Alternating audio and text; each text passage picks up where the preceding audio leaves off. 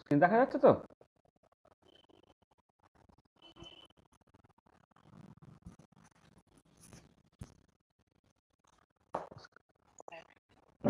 ঠিক আছে। আচ্ছা বলো, আগের দিন ক্লাসে যদি কারো কিছু অসুবিধা থাকে সেটা আগে বলে দাও।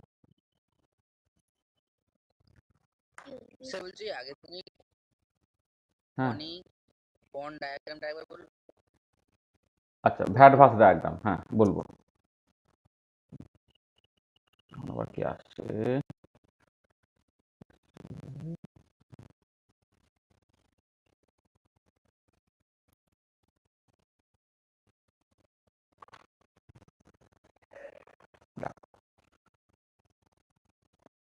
প্রথমে আমি ডাউটস গুলো ক্লিয়ার করি। ওহ, কি আসছে এখন?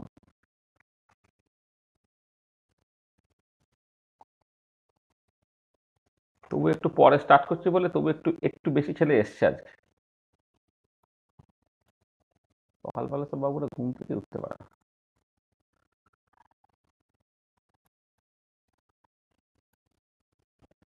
আচ্ছা, ডাউটস ক্লিয়ারিংসটা প্রথমে করে নেওয়া যাক।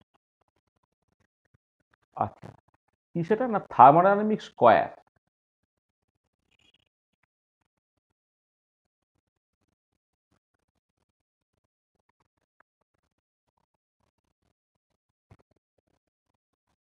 এইটা আর কি একটুখানি তোমার দরকার। আচ্ছা দেখো, স্যার স্ক্রিন দেখা যাচ্ছে না? হ্যাঁ স্ক্রিন দেখা যাচ্ছে না? আরে না স্যার দেখা যাচ্ছে না। আমার নেটের মানে গন্ডগোল করেছে। আমি স্ক্রিনটা শেয়ার তো করলাম।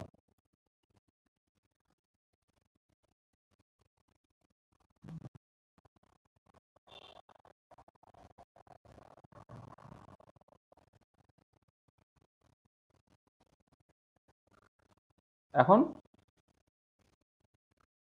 দেখা যাচ্ছে স্যার। ঠিক আছে। দেখো তাহলে আগের দিনে আমরা থার্মোডাইনামিক স্কোয়ার, বা এটা অনেক সময় বলা হয় থার্মোডাইনামিক স্কোয়ারটাকে অনেক সময় মানে এটাকে তোমার ভ্যাট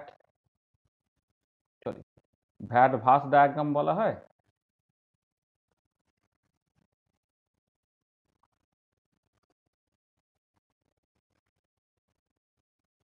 ডায়াগ্রাম, অথবা এটাকে অনেক সময় বলা হচ্ছে তোমার কনিক বন্ড ডায়াগ্রাম।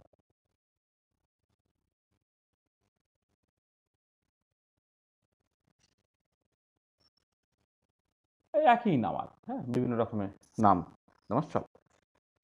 আচ্ছা, জিনিসটা কিরকম দেখো, যেটা হচ্ছে যে মানে আমাদের যে ম্যাক্সওয়েল রিলেশনসগুলো আছে এবং ফান্ডামেন্টাল ইকুয়েশনস অফ থার্মোডাইনামিক্স আছে, সেইগুলো তো আমরা দেখো ডিরাইভ করেছি, এবং মানে কি বলবো, এক্সাক্ট ডিফারেন্সিয়াল বা স্টেট ফাংশনের যে বিভিন্ন প্রপার্টি আছে সেটা দিয়ে সেগুলোকে সব ডিরাইভ করেছি।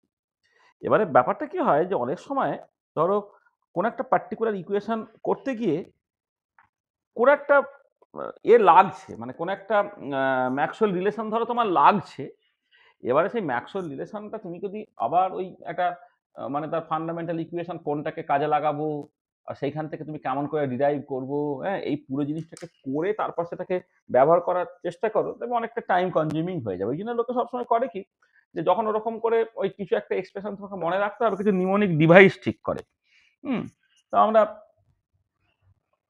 ওই বিভিন্ন রকম কি বলবো সেই কি হয় না, সব বিভিন্ন রকমের গ্ল্যান্ড ট্যান্ড গুলোকে, হ্যাঁ সব বিভিন্ন রকম ভাবে মনে রাখতাম। তবে মনে আছে কি যে আমাদের সময় বায়োলজি পড়ানোর সময় বলতো ওসব ওরে ও কু তাড়াতাড়ি আয় ফটি গাছ গাইছে ভালো আহা, মনে আছে সব? বা ইলেকট্রোকেমিক্যাল সিরিজটাকে লোকে মনে রাখে ওই রকম ভাবে। কি একটা ইলেকট্রোকেমিক্যাল সিরিজটাকে কিরকম একটা মনে রাখতো, মনে আছে গো? পটাশিয়াম ক্যালসিয়াম সোডিয়াম এটাকে কিভাবে একটা মনে রাখতো? হ্যাঁ কি মনে আছে তোমার?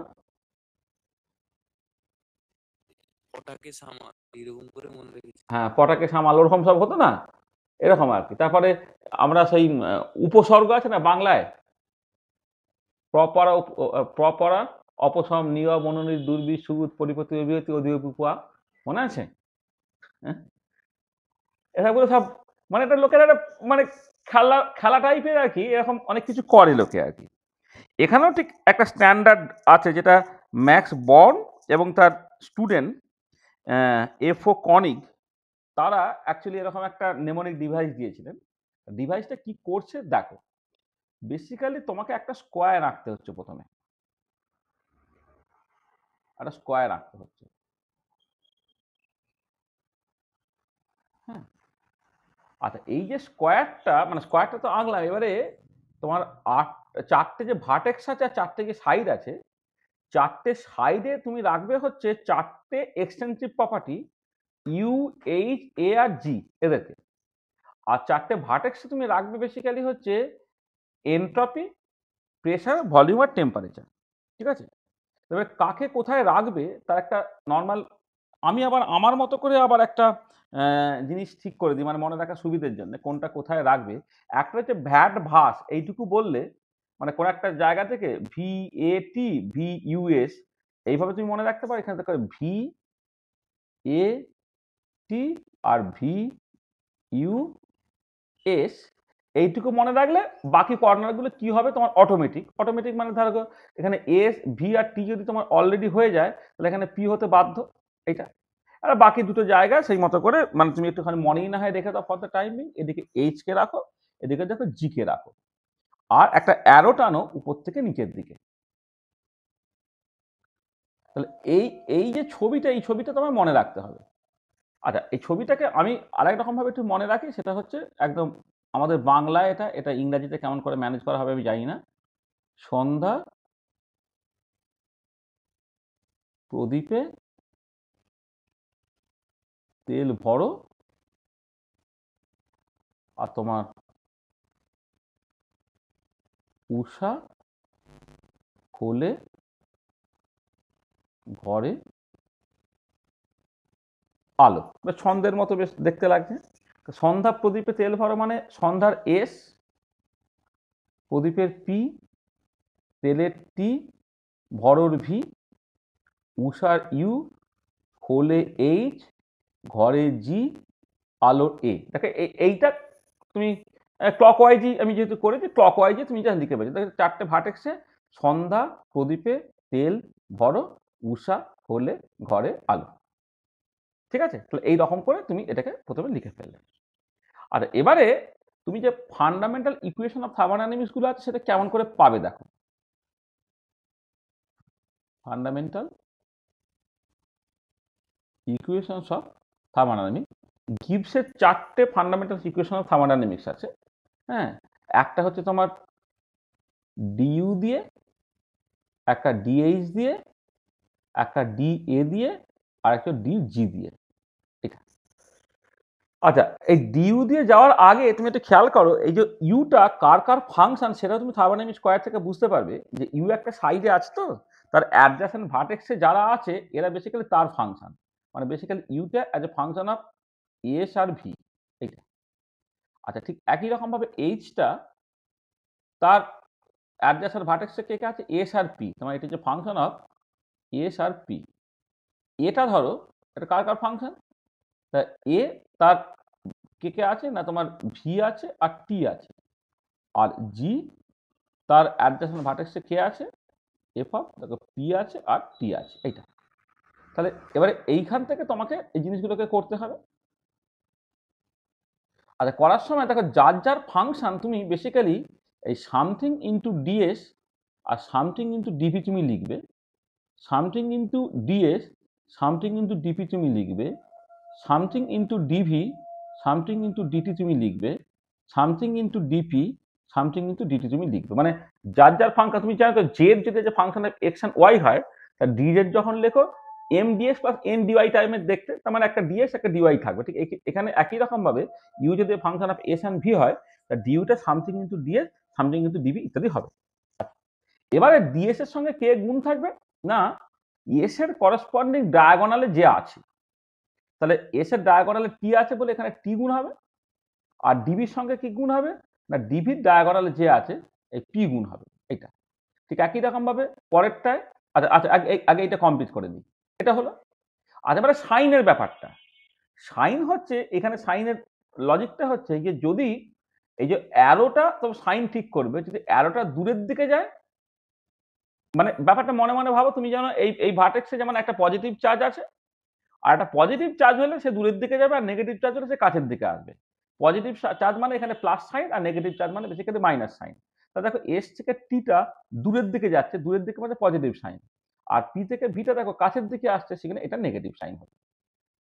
সিমিলারলি ডিএইচটা দেখো, এই ডিএস এর সঙ্গে গুণ হবে কি টিটা, আর ডিপির সাথে গুণ হবে কোনটা ভিটা, দেখো দুটি দূরের দিকে গেছে মানে দুটি পজিটিভ সাইন দিয়ে এলো।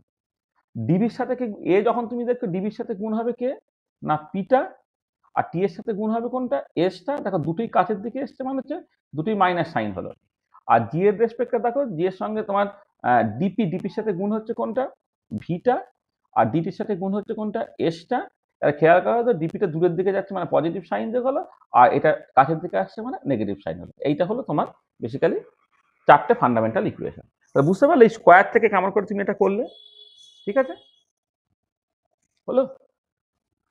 স্যার বলছি ওই ডি আর পি ওইগুলো কিভাবে আরেকবার বলে দেবেন? কোনটা কোনটা?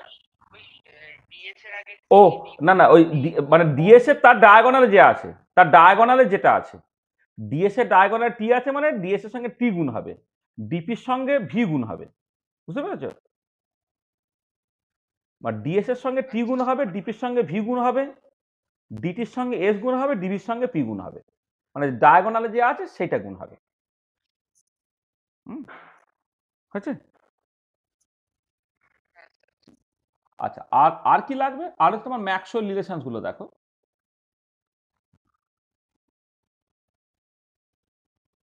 ম্যাক্সওয়েল রিলেশনস গুলো ধর ইউ দিয়ে যদি তুমি ম্যাক্সওয়েল রিলেশনটাকে করো, তা খেয়াল করো ইউর উল্টো দিকে তুমি চলে যাও, চলে গিয়ে দেখো কি আছে এখানে পি এস ভি আছে, এদিকে টি ভি এস আছে, মানে ইউ এর উল্টো দিকের ভার্টেক্সে চলে যাও তুমি, পরে একবার অ্যান্টি ক্লকওয়াইজ ফিরে এসো, আবার ক্লকওয়াইজ ফিরে যাও। তার মানে ইউ থেকে যে ম্যাক্সওয়েল রিলেশনটা পেতে গেলে তোমাকে করতে হচ্ছে কি del P by del S at constant V, আর উল্টো দিকে কি হচ্ছে del T by del V at constant S, এইটা। এবারে মাঝে ইকুয়াল টু সাইন দাও এইটা। এবারে সাইনটা তুমি ওই একই রকম করে দেখো, এইখান থেকে যে দুটো অ্যারো একটা কাছের দিকে গেছে একটা দূরের দিকে গেছে, মানে একটা পজিটিভ সাইন একটা নেগেটিভ সাইন, তাহলে ওভারঅল একটা নেগেটিভ সাইন তোমার থেকে গেল। আর এইচ এর সঙ্গে খেয়াল করো, এইচ থেকে যে ম্যাক্সওয়েল রিলেশন পাবে তার অপোজিট ভার্টেক্সে চলে যাও, del V del S at constant P, del V del S at constant P equal to উল্টো দিকে del T del P at constant S, del T del P at constant S. এবারে দেখো দুটোই তোমার দূরের দিকে গেছে মানে দুটোই পজিটিভ সাইন, এটা হলো। আচ্ছা, এবারে এ দিয়ে যে ম্যাক্সওয়েল রিলেশনটা আছে কি হবে দেখো, এ দিয়ে যখন তুমি তো অপোজিট দিকে চলে যাও গিয়ে del S del V at constant T equal to এই দিকে গেলে del P del T at constant V, দেখো দুটোই কাছে এসছে মানে দুটোই নেগেটিভ সাইন, দুটো নেগেটিভ সাইন কেটে গিয়ে আলটিমেটলি পজিটিভ সাইন হয়ে গেল।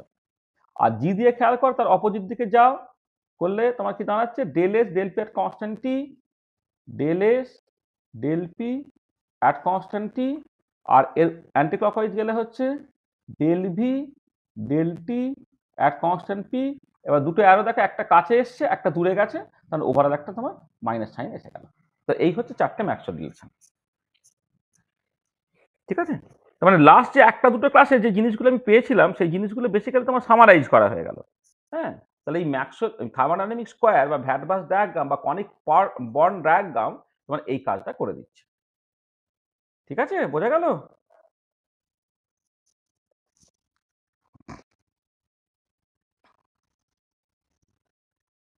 কিরে যার অসুবিধা ছিল ঠিক হয়েছে ছোটু? হ্যাঁ স্যার। আর কার কি অসুবিধা বলো? এই তারকেশ্বরে খোকা আছিস?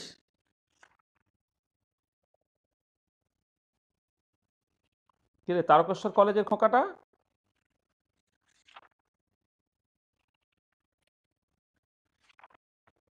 ওই হোয়াটসঅ্যাপ করেছিস দেখলাম, সে কোথায় গেলি? বুঝতে অসুবিধা হচ্ছে নাকি লিখেছিস দেখলাম, সে মানে নেই।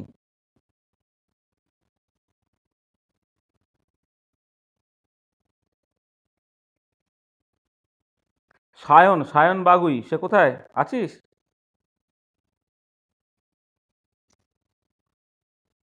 নেই ক্লাসে। আর কারো কিছু ডাউটস আছে?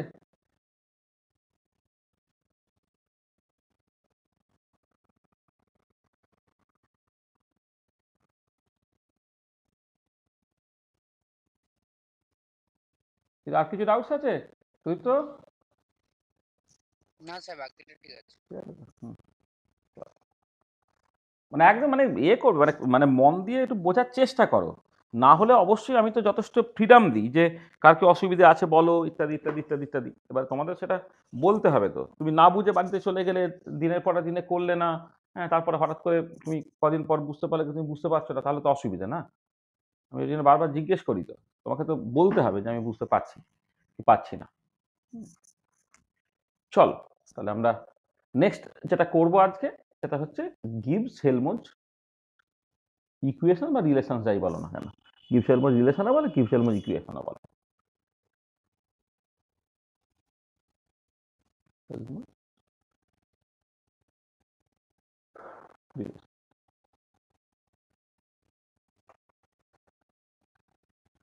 আচ্ছা, গিবস হেলমজ রিলেশন বা গিবস হেলমজ ইকুয়েশনস গুলো বেসিক্যালি কি করে, মানে ইকুয়েশন বলাই ভালো, রিলেশনের বদলে Maxwell relation Gibbs Helmholtz equation.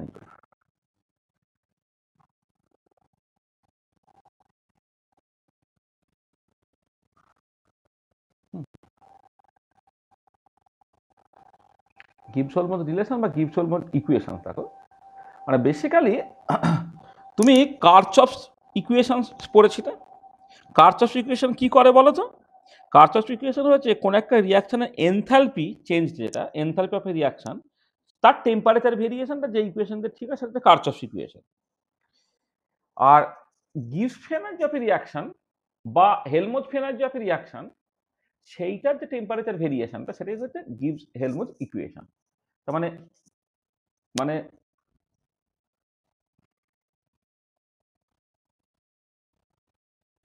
Temperature dependence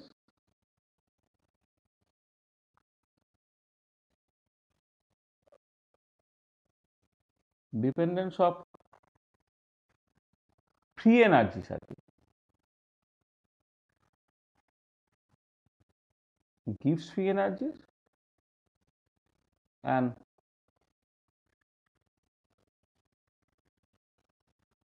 Helmholtz free energy of a pure substance as well as of a reaction is expressed by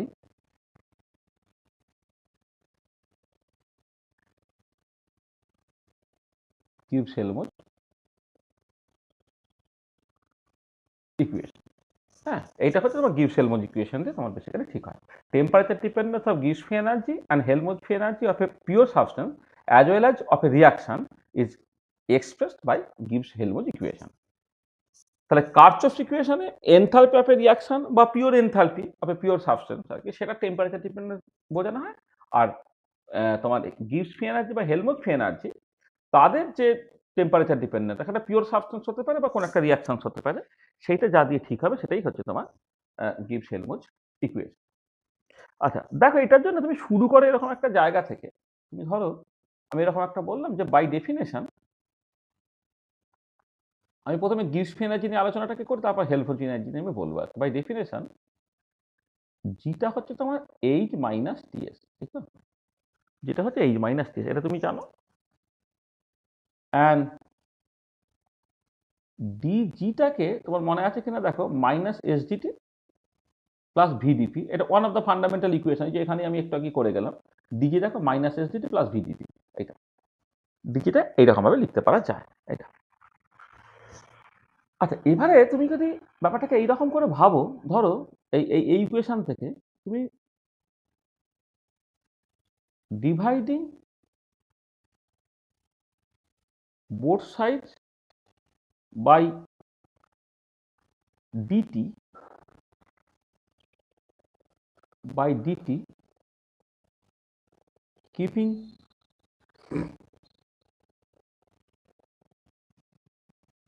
p as constant, R প্রেসারটাকে constant রেখে মানে ভিডিপি পার্টটা হাওয়া হয়ে গেল, তা তুমি ডিটি দিয়ে ভাগ করেছো পি কে কনস্ট্যান্ট দেখে, তাহলে হয়েছে কত? তো মাইনাস এস হয়েছে, ঠিক আছে।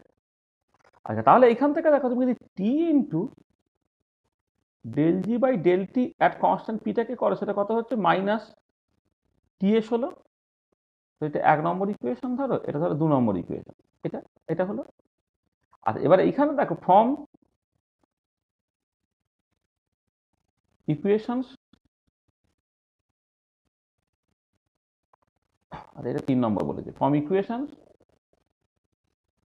1 and 3, তাহলে কি দাঁড়িয়ে যাচ্ছে দেখো, T into del G by del T at constant পিটা, মাইনাস টি এসটা কত হবে? তাহলে মাইনাস টি এস কিন্তু এটা জি মাইনাস এইচ হয়ে যাচ্ছে, এটা।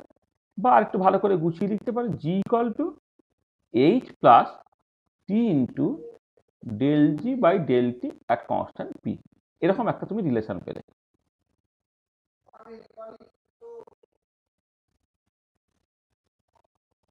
এটা ইকুয়েশন পেলে, ধরো এই ইকুয়েশনটা 5 নম্বর ইকুয়েশন হয়েছে। G equal to H plus T into del G by del T at constant P, এটা তুমি পেলে। মানে বেসিক্যালি একটা ইকুয়েশন, যে ইকুয়েশনে যে ডেল জি বাই ডেল টিটা আছে, তুমি চাইলে এখানে del G by del T at constant পিটাকে আলাদা করে লিখতে পারো আর, হ্যাঁ। তো এই যে ইকুয়েশনটা, এই ইকুয়েশনটা কিন্তু একটা পিওর সাবস্টেন্স, তার গিভস এনার্জি টেম্পারেচার ডিপেন্ডেন্সটা রিপ্রেজেন্ট করে। তাহলে এরকম একটা ইকুয়েশন আমি পেলাম। আচ্ছা, যেমন এইরকম ভাবে ইকুয়েশনটা লেখা যায়, ঠিক একই রকম করে এই ইকুয়েশনটা একটু অন্যরকম ভাবে লেখা যেতে পারতো। কিরকম ভাবে পারতো? যেমন ধরো তুমি যদি জিনিসটা এইরকম ভাবে করো, ধরো আমি এরকম বললাম যে তোমার, যেহেতু তোমার G equal to H minus T S, তুমি এক কাজ করো, টি দিয়ে ভাগ করে দাও, তাহলে জি বাই টিটা কত হবে? না H by T minus S, এরকম দেখতে হলো।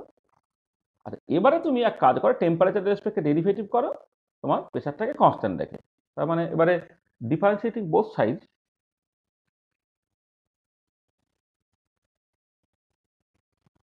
creating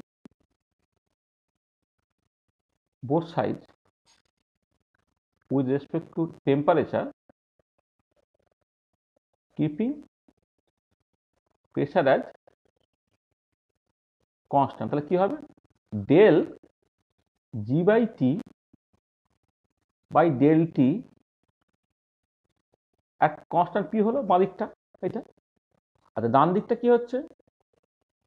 প্রথমটা হচ্ছে 1 বাই,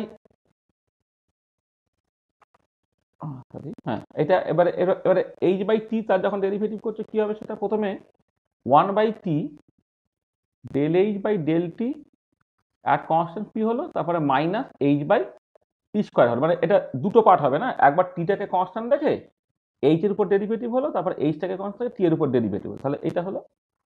আর তারপরে মাইনাস কি হচ্ছে? Del S by del T at constant P. আচ্ছা, এইটা হচ্ছে কত? এটা হচ্ছে সিপি বাই টি, তো minus H by T square আছে। আর এটাও তোমার সিপি বাই টি, তুমি জানো del S by del T at constant P হচ্ছে সিপি বাই টি, এটা। তো সিপি বাই টি কেটে চলে গেল, তাহলে আলটিমেটলি কি দাঁড়ালো?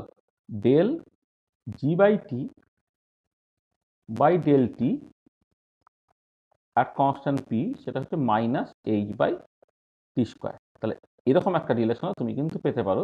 এটাও বেসিক্যালি টেম্পারেচার ডিপেন্ডেন্স অফ গিভস এনার্জিটাকে দিচ্ছে, কিন্তু এখন সরাসরি জি কে আমি ডেরিভেটিভ না করে জি বাই টিকে টি এর রেসপেক্টে ডেরিভেটিভ করছি।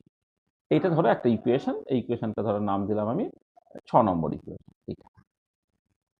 আচ্ছা, আবার দেখো এগেন, তুমি যদি del G by T by del 1 by T আর কনস্ট্যান্ট পিটাকে করো, তুমি এটাকে এইভাবে লিখতে পারো, del G by T by del T আর constant P into del T by del 1 over T. Sir, হ্যাঁ বলো। স্যার ওই del S by del T ওইটাকে সিপি বাই টিটা কিভাবে ও লিখলাম আচ্ছা একবার আচ্ছা বলুন? আচ্ছা, আচ্ছা দেখো এইটা তো জানো from fundamental equation of thermodynamics dH টা কত TdS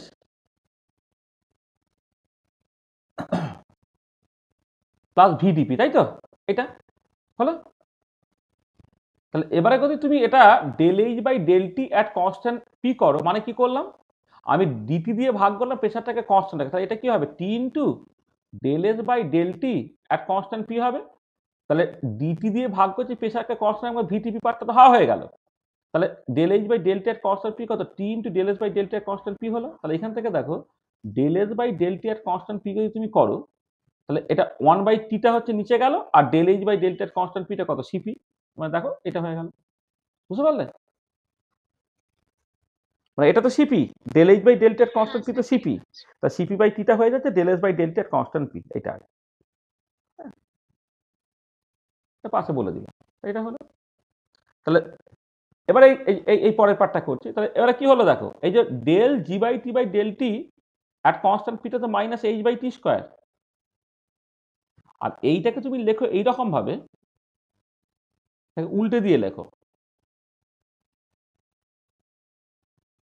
এটা হলো তাহলে কি হলো এটা minus H by T square into 1/, তাহলে 1/টিকে যদি টি এর রেসপেক্টে ডেরিভেটিভ করে কত হয় এটা মাইনাস 1/t স্কোয়ার হয় এটা তাহলে আলটিমেটলি কি হলো দেখো এই মাইনাস মাইনাস কেটে গেল করে মানে টি স্কোয়ার মাইনাস মানে কেটে গিয়ে আলটিমেটলি তোমার এইচ হলো তার মানে কি দাঁড়াচ্ছে দেখো যে del G by T by del 1/t আর কনস্ট্যান্ট পি সেটা হচ্ছে তোমার এইচ এর সঙ্গে সমান হচ্ছে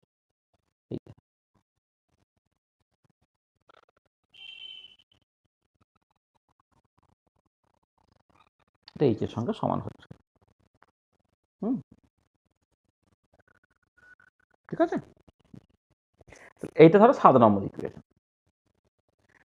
তাহলে ইকুয়েশনে যে 5, 6, 7 এইটা হচ্ছে কোনো একটা পিওর সাবস্টেন্সের জন্য গিউসম্যানের যে টেম্পারেচার ভেরিয়েশন ঠিক আছে এইটা আচ্ছা এবারে এইগুলো ছিল সব হচ্ছে পিওর সাবস্টেন্সের জন্য এবারে যদি কোনো একটা রিয়াকশনের জন্য আমি দেখি তাহলে কিভাবে ব্যাপারটাকে করব তাহলে এবারে ধরো আমি এটা একটা রিয়াকশন কনসিডার করছি কনসিডারে রিয়াকশন আচ্ছা একটা রিয়াকশন যদি কনসিডার করি তাহলে তুমি সবটাই যেটা করতে পারবে আমি একটা দেখাই তোমাকে তাহলে তুমি বুঝতে পারবে যে তার একটা রিয়াকশন কনসিডার করলাম তো আমি এরকম একটা ব্যাপার ধরো নিউ এ এ প্লাস ডট ডট ডট সেইখান থেকে ধরো নিউ বি বি হয়েছে প্লাস ডট ডট ডট এরকম একটা রিয়াকশন তুমি কনসিডার করছো যে এ থেকে বি হচ্ছে একটা স্টোইচিওমেট্রি ইত্যাদি ইত্যাদি তোমার আছে তাহলে একটা টিপিক্যাল মানে আরো সব থাকতে পারে আমি জাস্ট এইটুকু তোমায় বলছি এরকম একটা রিয়াকশন তুমি কনসিডার করছো ঠিক আছে আচ্ছা এবারে এই যে ফান্ডামেন্টাল ইকুয়েশনসগুলো তখন কেমন করে পাল্টাবে তুমি একটুখানি বোঝার চেষ্টা করো ধরো তুমি যদি এই রিয়াকশনের জন্য গিউসফেন এর রিয়াকশন বের করো গিউসফেন আছে ফর দিস রিয়াকশন কি হবে ডেল্টা জিটা সেটা গিউসফেন এর ফর দ্য প্রোডাক্ট মাইনাস গিউসফেন এর অফ দ্য রিয়াকশন এটা আচ্ছা গিউসফেন এর প্রোডাক্টটা কি হবে এই স্টোইচিওমেট্রিক কোএফিসিয়েন্ট ইনটু মোলার গিউসফেন এনার্জি যেটাকে কেমিক্যাল পটেনশিয়াল বলে এটাকে আমি মিউ বি নাম দিচ্ছি হ্যাঁ মানে কেমিক্যাল পটেনশিয়ালটা আমি পরে খুব ভালো করে আলোচনা করবো তুমি for the time being mu বিটাকে ধরে না মোলার গিউসফেন এনার্জি তোমার স্টোইচিওমেট্রিক কোএফিসিয়েন্ট মোলার গিউসফেন energy dot dot dot dot এইটা minus nu A into mu A plus dot dot dot dot এইটা মানে যেখানে মিউ এ মিউ বিটা হচ্ছে মোলার গিউসফেন energy for A and B respectively ঠিক আছে এটাকে পরে তুমি ওটাকে কেমিক্যাল পটেনশিয়াল অ্যাকচুয়ালি তোমার এটাকে বলে আর এটা আচ্ছা আচ্ছা দরকার নেই দাঁড়াও তোমার তো আসলে কেমিক্যাল পটেনশিয়ালের যে কনসেপ্টটা এইটা আমাদের জাস্ট ওই মানে নেক্সট ক্লাসে অ্যাকচুয়ালি আলোচিত হবে সেটা যেটা এখন করি না ওটাকে বাদ দিই ব্যাপারটাকে করি হ্যাঁ বাদ দিই করি এটা তাহলে জাস্ট আমি এইটুকু বলছি যে এটা হচ্ছে তোমার তুমি এইটুকু ভাবো যে মোলার ফোলার না ভেবে তুমি এই যে গিউসফেন energy for the product minus গিউসফেন energy for the reactant এবারে গিউসফেন এনার্জি ফর দ্য প্রোডাক্টটাকে তুমি কি লিখতে পারো দেখো যেহেতু জিটা হচ্ছে এইচ মাইনাস টিএস, এভাবে ভাবো এইচ মাইনাস টিএস যেহেতু, তাহলে H for the product minus T S for the product, এইভাবে তো লিখতে পারবে অন্তত। এইটা মাইনাস রিয়াক্ট্যান্টের জন্য কি লিখবে, H for the reactant minus T S for the reactant. মানে যেহেতু জিটা by definition H minus TS, যদি তুমি ধরে নাও থ্রু আউট টেম্পারেচারটা কনস্ট্যান্ট আছে, মানে পুরো রিয়াকশনটা যখন ঘটছে একটা কন্টেনারের মধ্যে, যে কন্টেনারের টেম্পারেচারটা কনস্ট্যান্ট, আর এখানে আমি লিখে দিচ্ছি যে we assume that temperature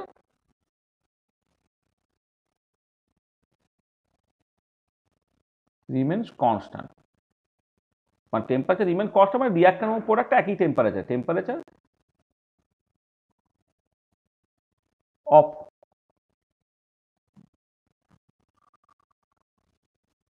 reactant and product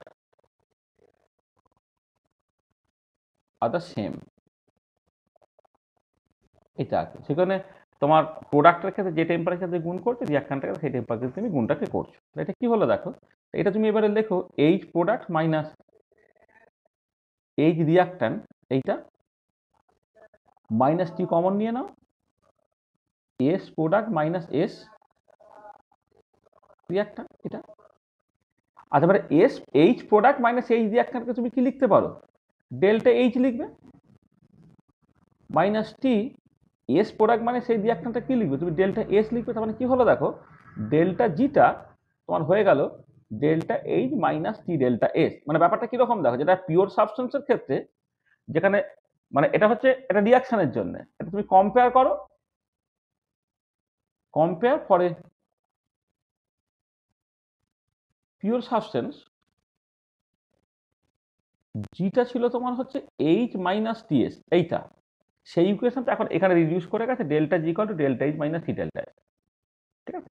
যেখানে তোমার G equal to H minus TS, এই যে রিলেশনটা সেইটা একটা রিয়াকশনে যখন চলে আসবে delta G equal to delta H minus T delta S হবে। তার মানে ব্যাপারটা যেটা দাঁড়াবে, যে যেখানে যেখানে ডেল্টা জি ছিল সেখানে ডেল্টা এইচ, যেখানে যেখানে এস ছিল সেখানে ডেল্টা এস, যেখানে যেখানে এইচ ছিল সেখানে ডেল্টা এইচ বসিয়ে দিলেই কিন্তু আমার কাজ হয়ে যাবে, এইটা ঠিক আছে, তোমার বুঝতে হবে।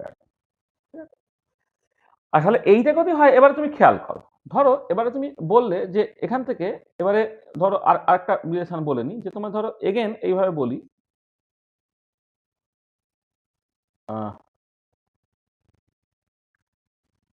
We know DG equal to minus SDT plus VDP, তো এইটা তাহলে ডি অফ যদি তুমি ডেল্টা জি বলো, একটু খেয়াল করো একই রকম ভাবে ডি অফ ডেল্টা জি যদি বলো, ডি অফ ডেল্টা জি মানে কত, G of product minus G of reactant. তো এটা তুমি লিখতে পারবে কি, DG product minus DG reactant, এই তো।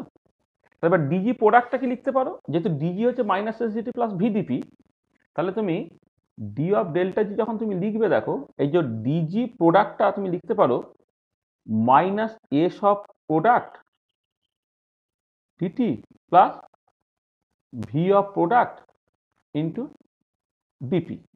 এই যে ডিজিটা কত, minus S DT plus VDP, তো তার ডিজির জায়গায় লিখলাম minus S product DT plus V product DP, এইটা minus minus S reactant DT plus V reactant DP. তাহলে এটা কেমন দাঁড়াচ্ছে দেখো, minus S product minus S reactant DT হলো plus V product minus V reactant into DP হলো, এইটা হচ্ছে মাইনাস ডেল্টা এস ডিটি হলো প্লাস ডেল্টা ভি ডিপি হলো। তার মানে দেখো এই ডি অফ ডেল্টা জি তুমি আবার এইরকম ভাবে লিখতে পারবে, ঠিক আছে। তাহলে এটাকে তুমি আবার কম্পেয়ার করো, compare with the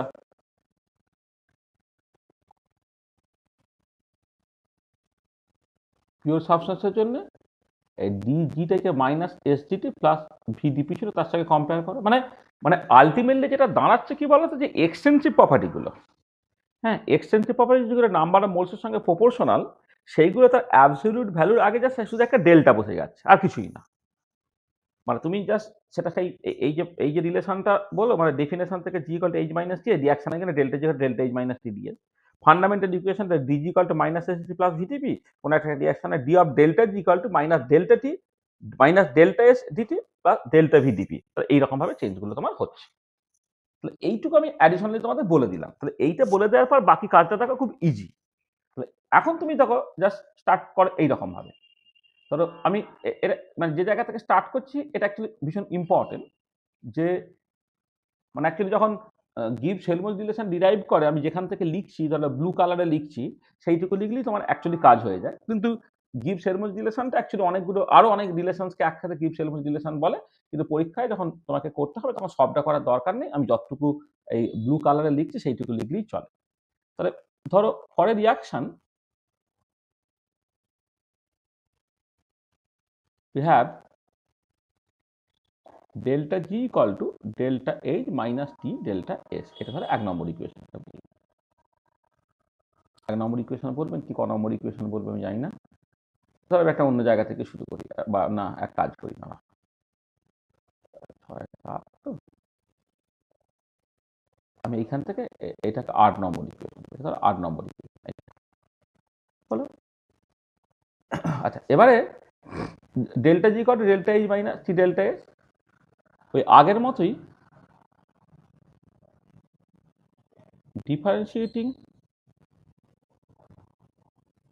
both sides with respect to t, keeping t as constant, differentiate both sides with respect to t keeping p as constant, তাহলে কি হবে del delta g by delta t at constant p, এইটা সেটা হয়ে যাচ্ছে কত del delta h by delta t at constant p minus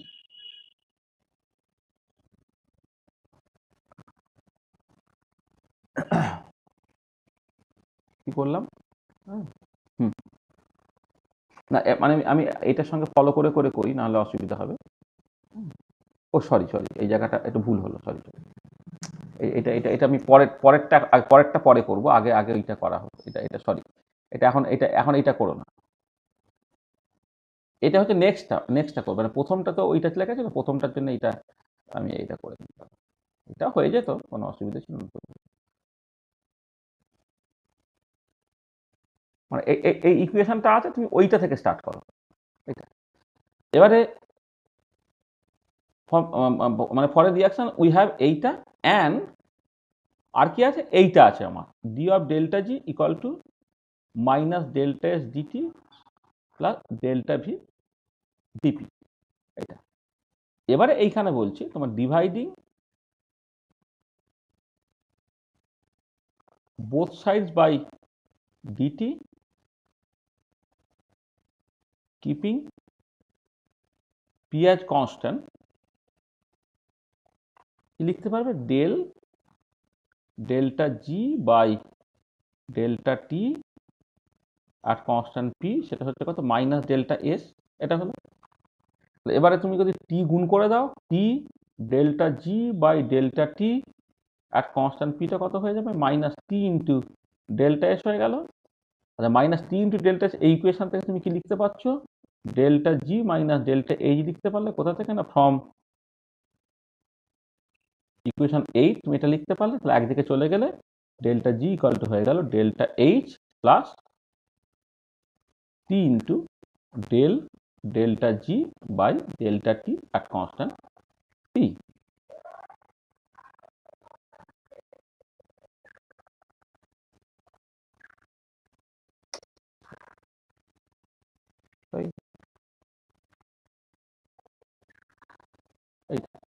এই রিলেশনটা পেলে, দেখো delta G equal to delta H plus T del of delta G by delta T আর কনস্ট্যান্ট। মানে বেসিক্যালি কি হলো দেখো, যে আগে এই রিলেশনটা পেয়েছিলে শুধু G equal to H plus T into del G by delta constant P ছিল, শুধু ডেল্টাটা ছিল না, এখন তুমি ডেল্টাটা পেয়ে গেলে, ডেল্টাটাকে লিখলে আর কি। এটা ধরো তোমার এইটা 9 নম্বর ইকুয়েশন, এইটাকে ধরো তুমি 10 নম্বর ইকুয়েশন বলবে, 10 নম্বর ইকুয়েশন। আর আবার দেখো এগেন, যেহেতু ডেল্টা জিটা হচ্ছে delta H minus T delta S, তুমি ডেল্টা জি বাই টি এটা করে দাও, তাহলে delta H by T minus delta S. এবারে তুমি এটা করো, differentiating both sides with respect to t,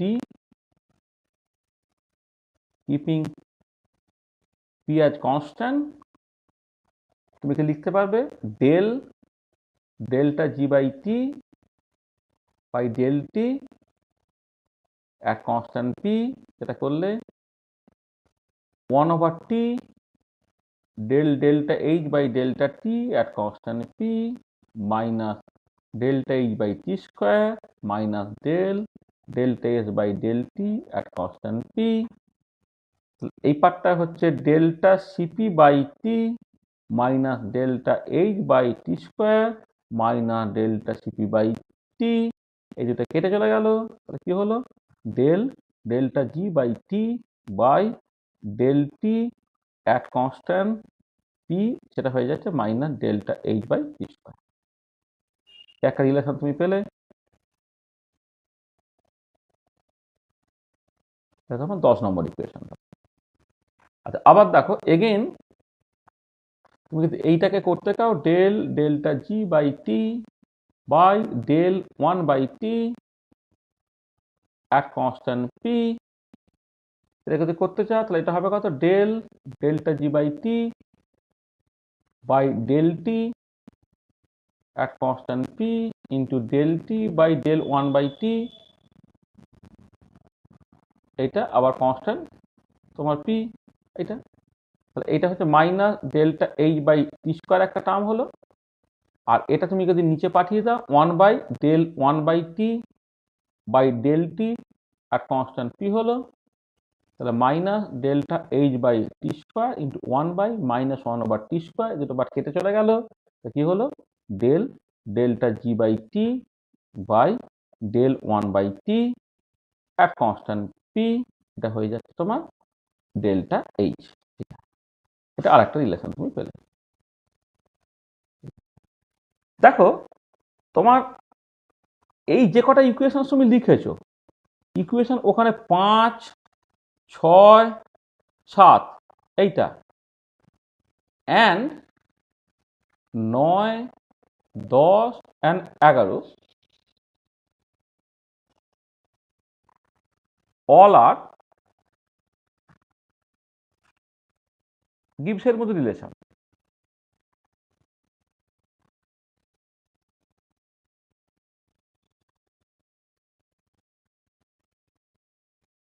গিবসের মধ্যে রিলেশন। এবারে যেহেতু আমাদের একটা রিয়াকশানের জন্য গিবস ফ্রি এনার্জিটা, হ্যাঁ মানে একটা রিয়াকশানের জন্য গিবস ফ্রি এনার্জিটাই অ্যাকচুয়ালি দরকার এবং তার টেম্পারেচার ডিপেন্ডেন্ট দরকার। ইউজুয়ালি পরীক্ষায় যদি ডিরাইভ করতে হয়, ডিরাইভ গিবসের মধ্যে রিলেশন লোকে নর্মালি এই 9, 10, 11 এই তিনটে করে। মানে পরীক্ষায় যখন পড়বে আমি আরও 6টা করবো, এখানে যেমন 6টা ইকুয়েশন করলাম আরও 6টা ইকুয়েশন করবো, যেগুলো গিবস ফ্রি এনার্জির টার্মস না সেগুলো হেলমহোল্টজ ফ্রি এনার্জির টার্মস, একই রকমভাবে তোমার ব্যাপারটা এগোবে আর কি। হ্যাঁ, কিন্তু যেটা কথা হচ্ছে কিন্তু পরীক্ষায় তোমার ডিরাইভ করতে দেয় যে ডিরাইভ গিবস হেলমহোল্টজ রিলেশন, তাহলে কিন্তু অত কিছু করতে হবে না। এই যে ব্লু কালারে যতটুকু এখানে 3 নম্বর দেবে, হ্যাঁ গিবস হেলমহোল্টজ রিলেশন যেখানে ডিরাইভ করতে গেলে মাত্র 3 নম্বর দেবে। 3 নম্বরে কিন্তু এত কিছু বলার দরকার নেই, তুমি জাস্ট সিম্পলি যেখানে ব্লু কালার যেখান থেকে আমি স্টার্ট করেছি সেইখান থেকে এইটুকু লিখে দিলেই কিন্তু তোমার ব্যাপারটা হয়ে যাবে। আর যখন তোমার যদি সাইড করতে হয় কখনো, যে মানে ধরো কোনো একটা রিয়াকশানে মানে কোনো একটা অন্য ইকুয়েশন ডিরাইভ করতে গিয়ে গিবস হেলমহোল্টজ ইকুয়েশনটা তোমার লাগছে, তখন তুমি কিন্তু এই 6টার যে কোনো একটা তুমি যেটা যখন লাগবে তুমি সেই মতো করে ব্যবহার করতে পারবে এটাকে, ঠিক আছে, সেটা অসুবিধা কিছু নেই। তো দেখো তাহলে পিওর সাবস্টেন্সের জন্য Gibbs free energy temperature dependent, একটা রিয়াকশনের জন্য Gibbs free energy temperature dependent কেমন করে করলাম, এগুলো পরিষ্কার তো? কোনো অসুবিধা আছে কি? না স্যার ঠিক আছে। ঠিক আছে? হুম। স্যার এর পর ওটা ইকুয়েশন বলে এই তো del delta G by T by del 1/t at constant P, সেটা হচ্ছে del delta G by T by del T at constant P. আর এখানে ডিটি দিয়ে ভাগ করলাম, আর এখানে ডিটি দিয়ে গুণ করে দিয়েছি। এখানে আছে del T by del 1/t at constant P. ঠিক আছে, ঠিক আছে। আচ্ছা, এবারে এই যে রিলেশনগুলো তুমি পেলে, এই সিমিলার কাইন্ড অফ রিলেশন তুমি পেতে পারো কিন্তু হেলমোলটজ জন্য। ধরো এবারে তুমি এখান থেকে যদি শুরু করো, বাই ডেফিনেশন এটা এখন ইউ মাইনাস টিএস, আর ডি এটা হচ্ছে তোমার মাইনাস এসডিটি মাইনাস পিডিপি। তারপরে এইখান থেকে তুমি যদি del A by del T, আমি খুব কুইকলি করে দিচ্ছি অত বেশি না লিখে, del A by del T আর কনস্ট্যান্ট ভি করলে কত হচ্ছে, মাইনাস এস হচ্ছে।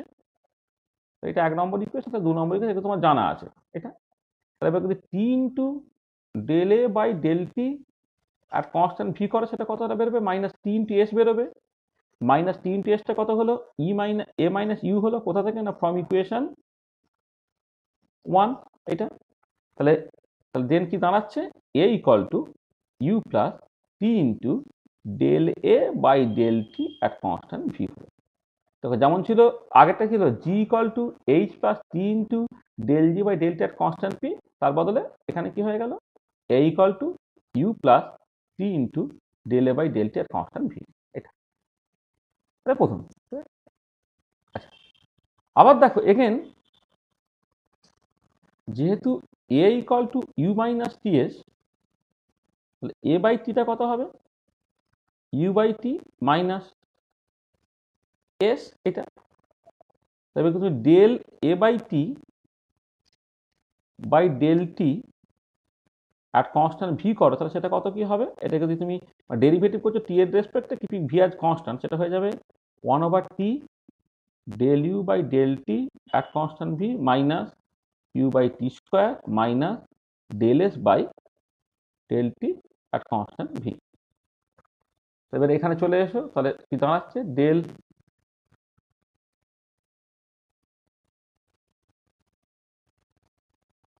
Del A by T by del A by T by del T, del A by T by del T at constant V এইটা। আচ্ছা, এইটা হচ্ছে তোমার CV, CV by T minus U by T square, এটাও তোমার CV by T. এই দুটো কেটে গেল, কি হলো, del A by T by del T আর কনস্ট্যান্ট ভি, সেটা হয়ে যাচ্ছে minus U by T square. এটা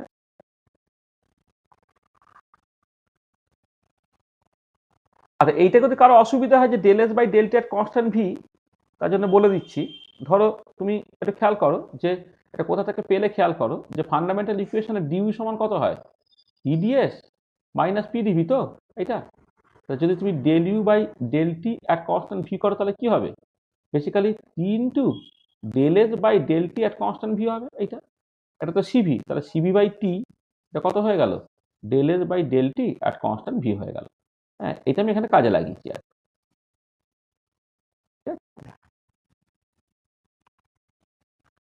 আবার দেখো এগেন, তুমি যদি del A by T by del 1/t আর কনস্ট্যান্ট ভিটাকে করো, এটাকে del A by T by del T আর constant V into del T by del 1/t আর কনস্ট্যান্ট ভি, এটা হচ্ছে minus U by T square, আর এটা কি ছিল, minus one by T square এটা ছিল। এটা কেটে কেটে গেল, তাহলে ইউ হয়ে গেল, কি হয়ে যাচ্ছে, del A by T by del 1/t আর কনস্ট্যান্ট ভি, সেটা হয়ে যাচ্ছে তোমার ইউ।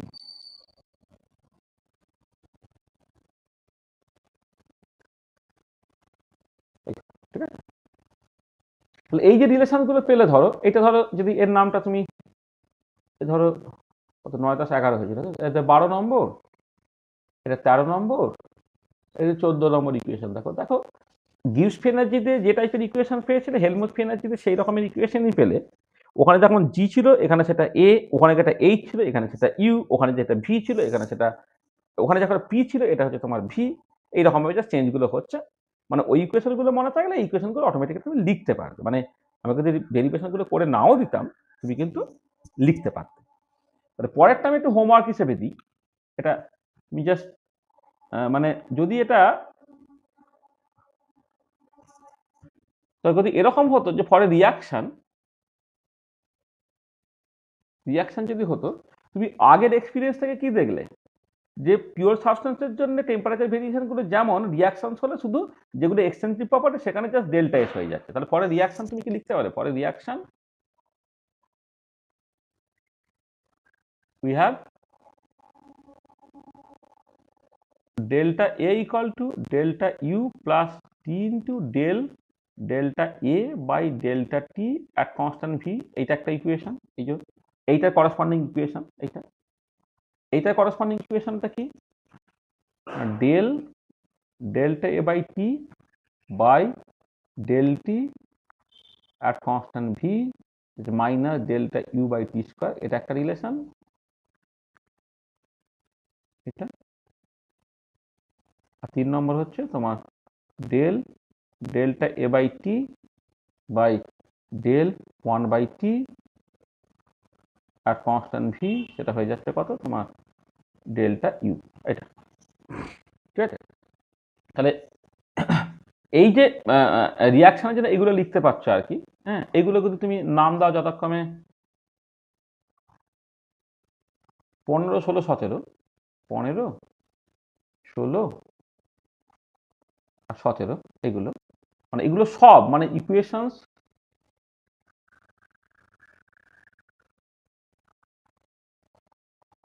বারো থেকে 16, এগুলো all R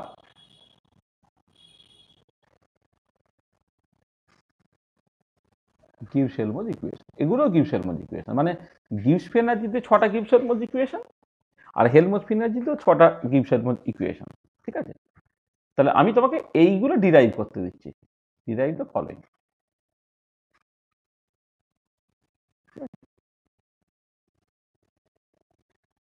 derive the following, তাহলে কিছুই না, তুমি জাস্ট ফান্ডামেন্টাল ইকুয়েশন করতে পাল্টে নিচ্ছ। মানে যখন এ ছিল তখন বলে delta equal to delta U minus T delta A, D এর জায়গায় লিখছে D of delta A equal to minus delta S DT minus P into D of delta V. এরকম ভাবে তুমি লিখলে, ঠিক আছে, তার মতো করে তুমি জাস্ট এভাবে এভাবেই হয়ে যাবে।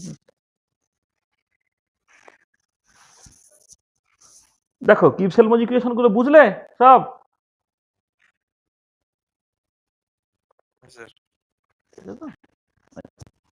আর এবার আমি এইখান থেকে কতগুলো প্রবলেমস আলোচনা করছি। তা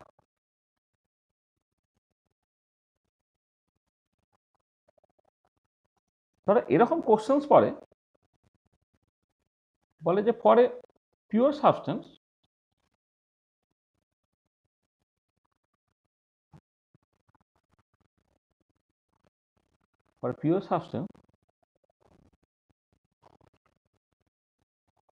gives you energy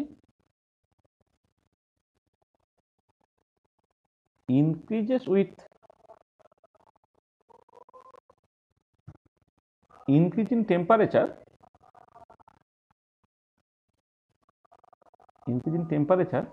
at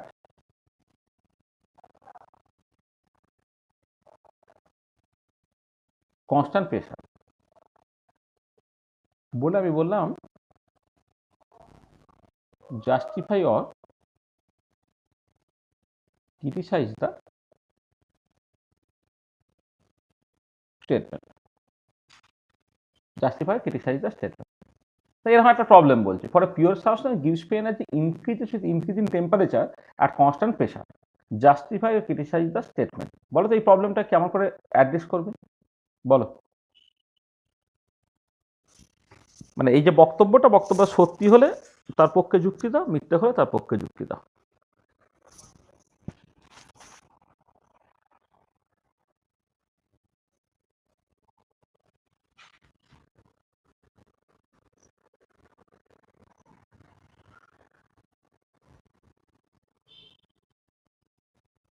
কিছু ভাবতে পারছো?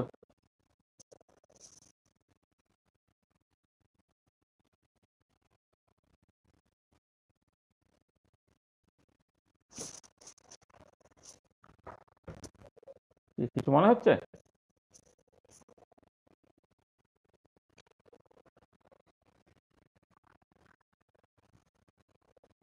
কি রে?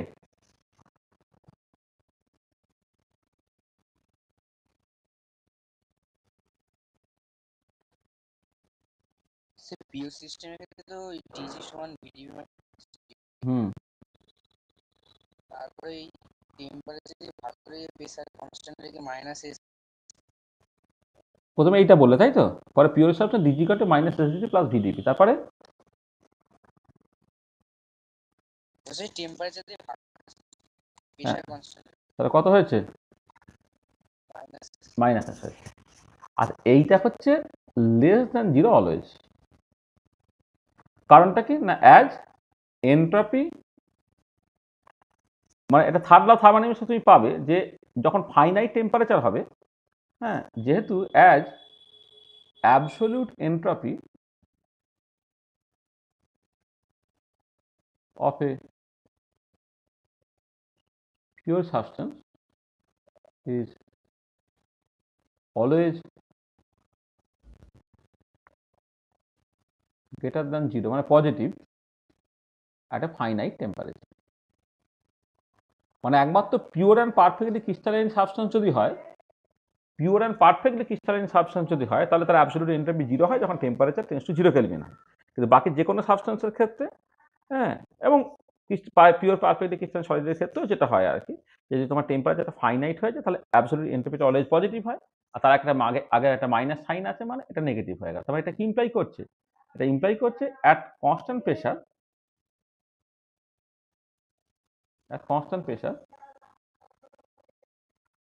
gives energy of a pure substance decrease করে with increasing temperature at constant temperature gives energy of a pure substance decreases with increasing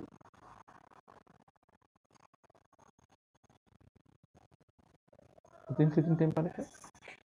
এটা তো নেগেটিভ, তোমার প্রেশারকে কনস্ট্যান্ট, টেম্পারেচার গিভস এনার্জিটা কমে। এবার এখানে কি বলা ছিল যে কনস্ট্যান্ট প্রেসারে গিভস এনার্জিটা ইনক্রিজ করে উইথ ইনক্রিজিং টেম্পারেচার, তার মানে কি দ্য স্টেটমেন্ট ইজ ফলস, মানে এটা ইমপ্লাই করছে দ্য স্টেটমেন্ট ইজ ফলস।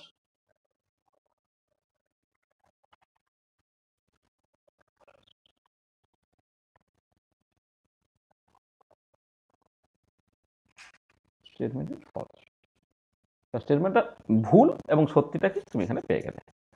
ঠিক আছে, বোঝা গেল?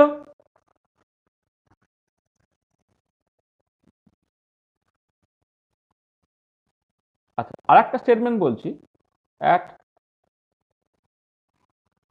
Constant temperature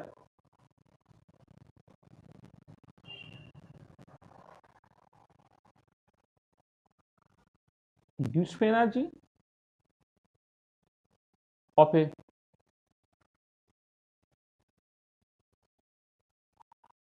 pure substance increases with increase in pressure, ধরে এরকম বললাম justify or criticize the statement। এই পার্টিকুলার প্রবলেমটা ধরে দিলাম, দেখো একদম এক রকমের অ্যান্সার হবে এই জায়গা থেকে। এই যে তুমি শুরুটা করছো ডিজি কাটু মাইনাস এসডি প্লাস ভিডিপি থেকে, আমি তোকে হিন্টস দিচ্ছি, এটা হিন্টস, ডিজি যেহেতু তোমার মাইনাস এসডিটি প্লাস ভিডিপি, তাহলে এখান থেকে del G by del P আর কনস্ট্যান্ট কি করলে কত হচ্ছে তোমার ভি বেরোচ্ছে, এটা তো গ্রেটার দ্যান জিরো, তাই না?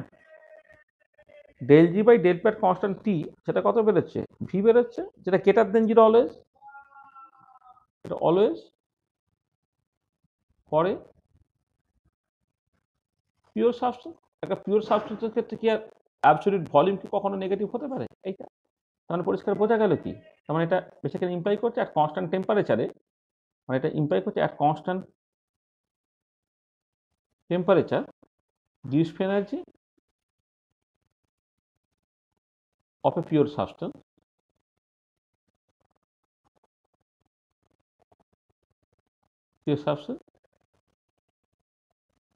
increases with increase in temperature। তোমার স্টেটমেন্টটা ট্রু।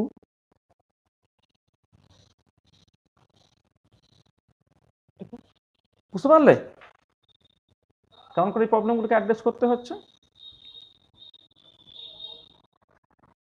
ঠিক আছে তো?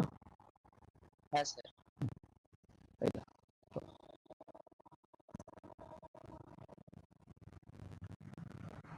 আচ্ছা, ঠিক একই রকম করে যখন গিবস ফেনাজি যেমন বললাম, তখন হেলমুথ ফেনাজিতেও প্রবলেমগুলো তুমি করতে পারো। তাহলে আমি এরকম বললাম যে ধরো at constant volume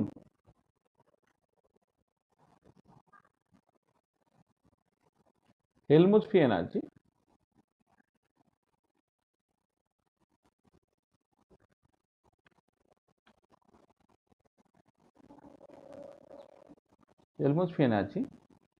at constant volume Helmholtz free energy of a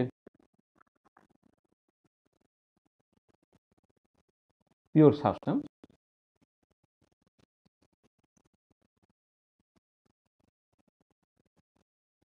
increases with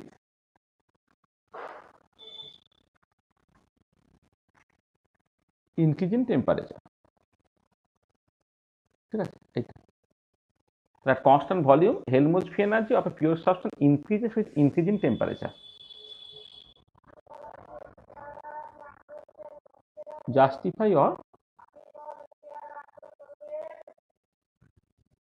criticize the statement, এইটা একটা। আবার আরেকটা প্রবলেম আমি বলছি, at constant temperature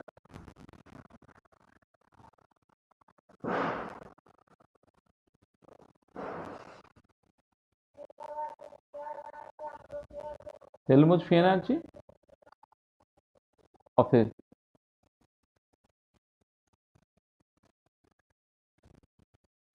pure substance increases with increase in volume। Justify or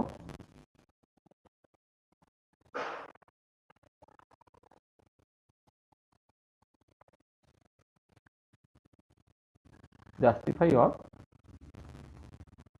criticize the statement। এটা তাহলে এটা আমি প্রবলেম হিসেবে দিলাম। তাহলে দুজনের ক্ষেত্রে তোমার হিন্টসটা দেখো, এই ডি এটা যেহেতু minus S DT minus PDV, তাহলে এখান থেকে তুমি del A by del T at constant V করলে সেটা মাইনাস এস, এটা less than zero always pure সাবস্টেন্সের জন্য। আর del A by del V at constant T যদি করো সেটা হচ্ছে মাইনাস পি, সেটা তোমার লেস দেন জিরো অলওয়েজ। তার মানে এক্ষেত্রে যেটা হবে, কনস্ট্যান্ট ভলিউমের টেম্পারেচার বাড়ালে হেলমুথ ফ্রি এনার্জি তোমার কমবে, বা কনস্ট্যান্ট টেম্পারেচারে ভলিউম বাড়ালে তোমার হেলমুথ ফ্রি এনার্জিটা কমবে, কিন্তু দুটোই ইনক্রিজ করবে। দুটো স্টেটমেন্টই রং আর কি। হ্যাঁ, তাহলে সেইটা তোমাকে জাস্ট একটুখানি কথায় ঠিক ঠিক করে বলে দেওয়া। ঠিক আছে, বোঝা গেল? হ্যাঁ স্যার। তাহলে এই টাইপের কোশ্চেন 2 নম্বরের কোশ্চেন হিসেবে পরীক্ষায় মাঝে মাঝে দেয় আর কি। হ্যাঁ, তোমরা সেগুলোকে করো। আচ্ছা, আর একটা প্রবলেম করো।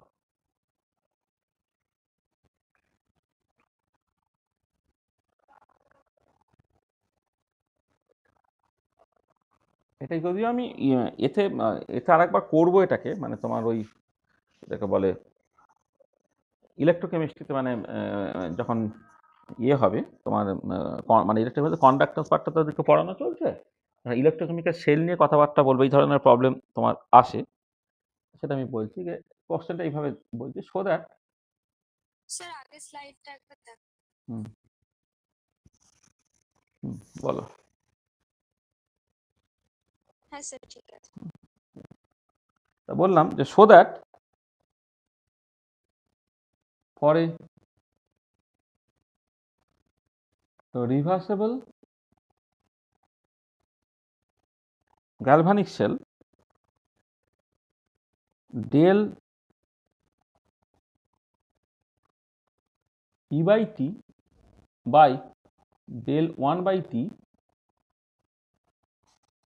at constant P, সেটা হচ্ছে minus delta H by Na। ঠিক আছে, তো এরকম একটা প্রবলেম তোমাকে করতে দিলাম, এটা কি করে করবে। আচ্ছা, এটা আমি তোমাকে হিন্টস দিচ্ছি। আচ্ছা, এইটা জানো তুমি, তবু মানে এটা আমি যদি এখনো পড়াইনি, কিন্তু আমি পড়াবো আর কি। পরে রিভার্সিবল গ্যালভানিক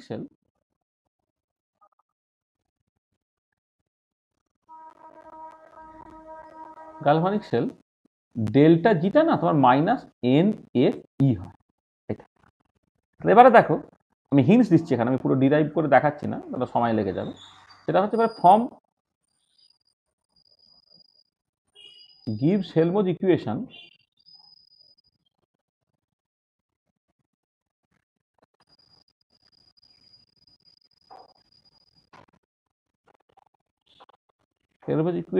একটা ইকুয়েশন তো এরকম ছিল তো, del delta G by T by del 1/t at constant p equal to delta H, একটা ইকুয়েশন ছিল। তাহলে এখন কি হবে, del minus N F E by T by del 1/t at constant p, এটা হচ্ছে ডেল্টা এইচ হলো এটা। তো এইখান থেকে দেখো তোমার del E by T by del 1/t at constant p, এটা কথা হচ্ছে minus delta H by N F, এইটা হলো।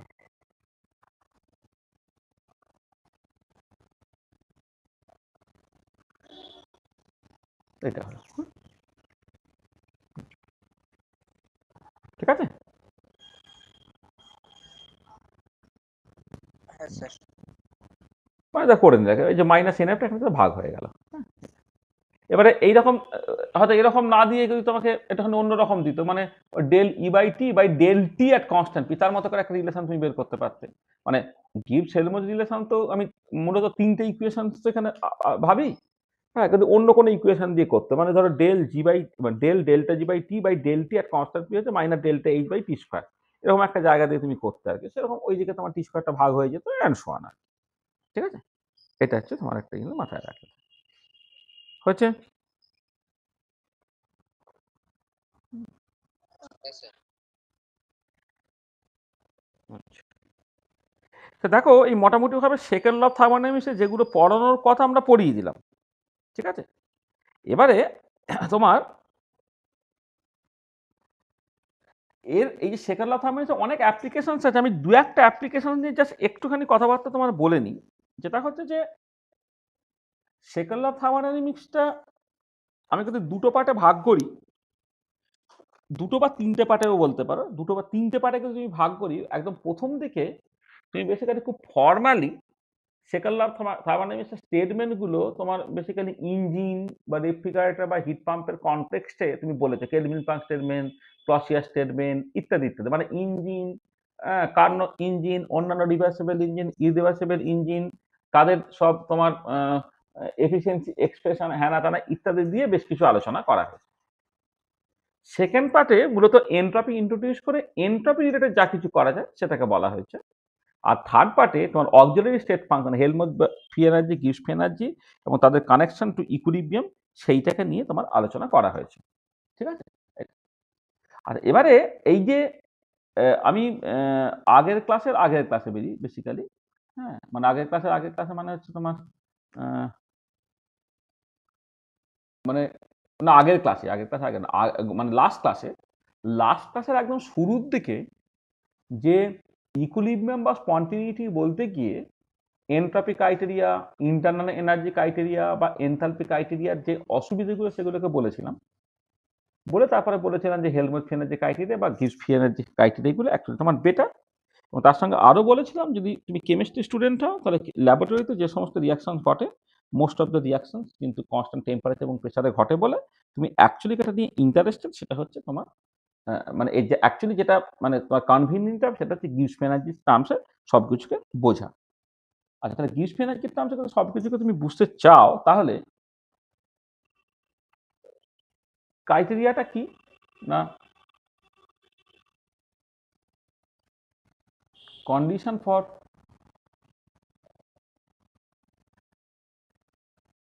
spontaneity and equilibrium এটা কি বেসিক্যালি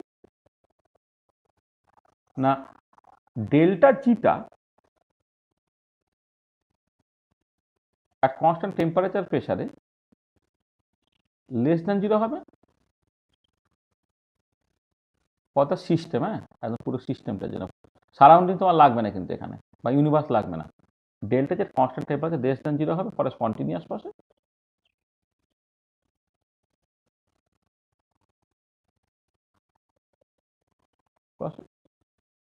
আর এটা কমে কমে কমে কমে তার মিনিমাম ভ্যালুতে পৌঁছাবে কখন না অ্যাট ইকুইলিব্রিয়াম।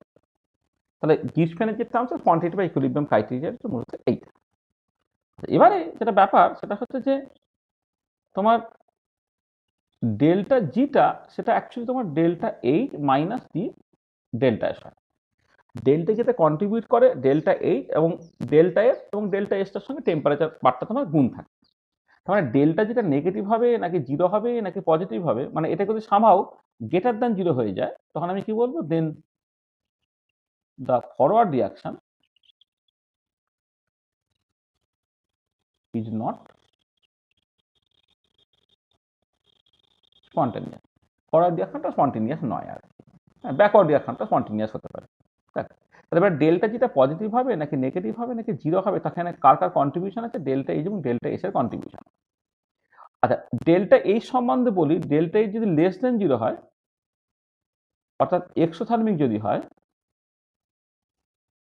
তখন আমি বলবো the reaction is energetically favourable. মানে রিয়াক্টর থেকে প্রোডাক্ট যদি বেশি স্টেবল হয় তবেই রিয়াকশনটা এক্সোথার্মিক হয়, তখন ডেল্টা এইচটা নেগেটিভ হয়, তখন বলবো the reaction is energetically favourable. ঠিক আছে, আচ্ছা কারেন্ট চলে গেল, কতক্ষণ ব্যাকআপ দেবে আমি জানি না, হ্যাঁ যদি চলে আসে ভালো। আর যেহেতু গ্রেটার দ্যান জিরো হয় সেটা এন্ডোথার্মিক হয়ে গেল,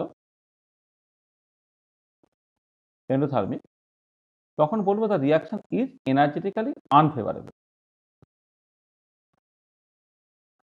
মানে দেখো ডেল্টা এইচটা নেগেটিভ হলে সে ডেল্টা জিকে নেগেটিভ করতে চায় আর কি, হ্যাঁ, আর ডেল্টা এইচটা পজিটিভ হয়ে গেছে ডেল্টা জিকে পজিটিভ করতে চায়। তার মানে অবশ্যই স্পন্টিনিটি বা ইকুইলিব্রিয়ামের কনটেক্সটে ডেল্টা এইচ নেগেটিভ হলেই ভালো আর কি, ডেল্টা এইচ পজিটিভ হলে বরং খারাপ এটা। আচ্ছা এবার ডেল্টা এস এর টার্মসে যদি তুমি দেখো ডেল্টা যদি গ্রেটার দেন জিরো হয় তবেই ডেল্টা জি নেগেটিভ হতে চায়, তখন আমি বলবো দ্য রিয়াকশন বা প্রসেস যাই বলো the reaction is entropically favourable. আর ডেল্টা যদি লেস দেন জিরো হয় বলবো দ্য রিয়াকশন ইজ এন্ট্রপিক্যালি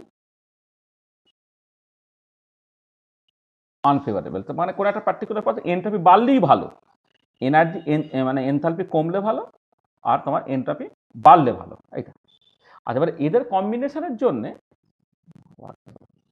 কম্বিনেশনের জন্যে তোমার ডেল্টা জিটা আসবে, ডেল্টা যদি লেস দেন জিরো হয় তাহলে এইটাকে বলা হয়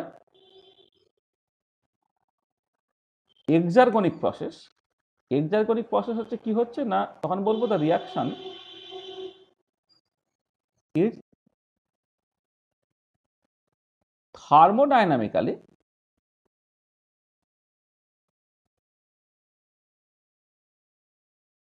ফেভারেবল। আর ডেল্টা যেটা যদি গ্রেটার দেন জিরো হয়ে যায় সেটাকে বলা হবে এন্ডারগনিক এন্ড আর্গনিক, তখন বলা হবে দ্য রিয়াকশন ইজ থার্মোডাইনামিক্যালি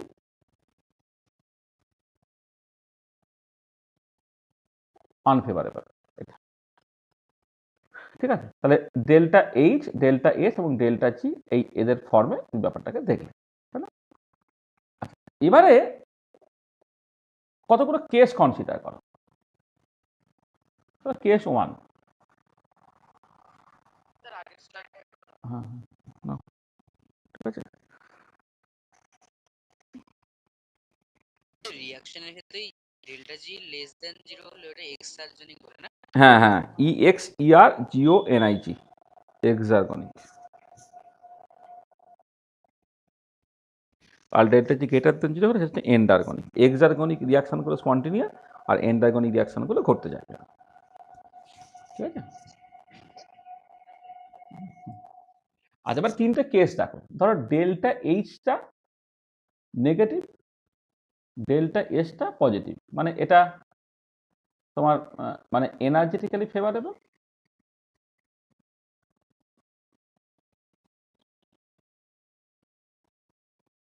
আবার এটা এন্ট্রপিক্যালিও ফেভারেবল। এবারে ডেল্টা জি যেটা হবে, delta H minus T delta S, এইটা ডেল্টা এইচও চায় ডেল্টা জি নেগেটিভ হোক, ডেল্টা এস পজিটিভ বলে সেও চায় এটা নেগেটিভ হোক, এটা লেস দ্যান 0 হচ্ছে always, always. That is this process is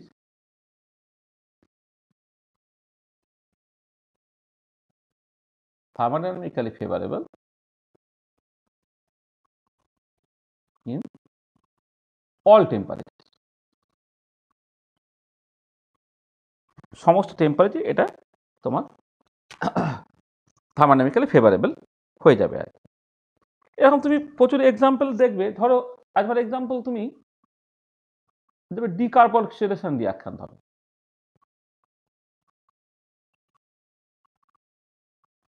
decarboxylation reaction, যেখানে কি হচ্ছে, ধরো একটা, ধরো জাস্ট আমি আমি অত ওই কি সল্ট ফল নিয়েছে সব বলছি না, সোডিয়াম সল্ট ফল তুমি হয়তো নিতে পারতে। করে দেখো এটা হিট দিলে একটা হাইড্রোকার্বন তৈরি হলে, কার্বন ডাইঅক্সাইড তৈরি হলো। এইটার তুলনায় প্রোডাক্টগুলো বেশি স্টেবল বলে ডেল্টা এইচটা নেগেটিভ, প্লাস একটা মলিকুল থেকে দুটো মলিকুল তৈরি হচ্ছে বলে তোমার এন্ট্রপিটা বেড়ে গেছে। তাহলে এই ধরনের রিয়াকশনের ক্ষেত্রে এই প্রসেসগুলো একদম দারুণভাবে ঘটবে আর কি। হ্যাঁ, তার প্রসেসটা এনার্জেটিক্যালি ফেভারেবল, এন্ট্রপিক্যালি ফেভারেবল, তার থার্মোডাইনামিক্যালি সে অবশ্যই ফেভারেবল হবে। এটা প্রচুর এক্সাম্পল তুমি পাবে আর কি, ঠিক আছে। কেস টু, ডেল্টা এইচটা লেস দ্যান 0 আর ডেল্টা এসও ধরো তোমার লেস দ্যান 0, মানে ডেল্টা এইচ লেস দ্যান 0 মানে হচ্ছে এনার্জেটিক্যালি ফেভারেবল আর এন্ট্রপিক্যালি আনফেভারেবল, আনফেভারেবল। তাহলে এর ক্ষেত্রে ডেল্টা জি যেটা, সেটা হচ্ছে delta H minus T delta S, এইটা less than 0 only when temperature is low. দেখো এখানে কি হচ্ছে, এক্ষেত্রে ডেল্টা এস যেহেতু নেগেটিভ, এই মাইনাস টি ডেল্টা এস নামটা হচ্ছে পজিটিভ, সে চায় ডেল্টা জি পজিটিভ হোক, আর ডেল্টা এইচ নেগেটিভ, সে চায় ডেল্টা জিটা নেগেটিভ হোক। তো ওভারঅল জিনিসটা নেগেটিভ হবে কখন, only when temperature is low. Low temperature যে শুধুমাত্র এটা সম্ভব, টেম্পারেচার ইজ লো, ঠিক আছে। এইটা দেখো এবার দেখো তুমি,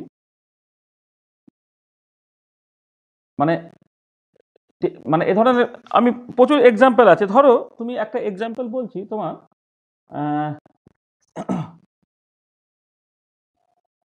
হাইড্রো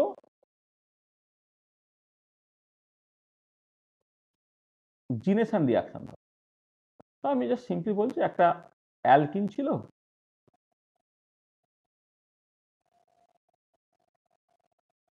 সে ধর হাইড্রোজেন গ্যাসের সাথে যুক্ত হচ্ছে, তবে গ্যাস অবস্থায় আছে, করে ধর একটা অ্যালকেন তৈরি করছে। ধর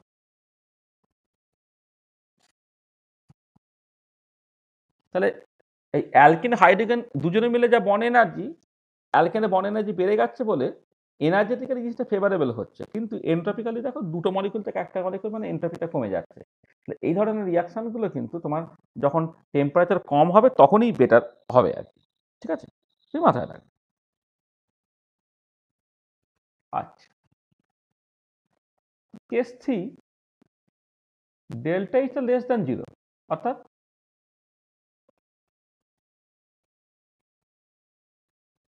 এনার্জেটিক্যালি লেস দ্যান না, delta is greater than 0, energetically unfavourable. আর ডেল্টা এস ধরো গ্রেটার দ্যান 0,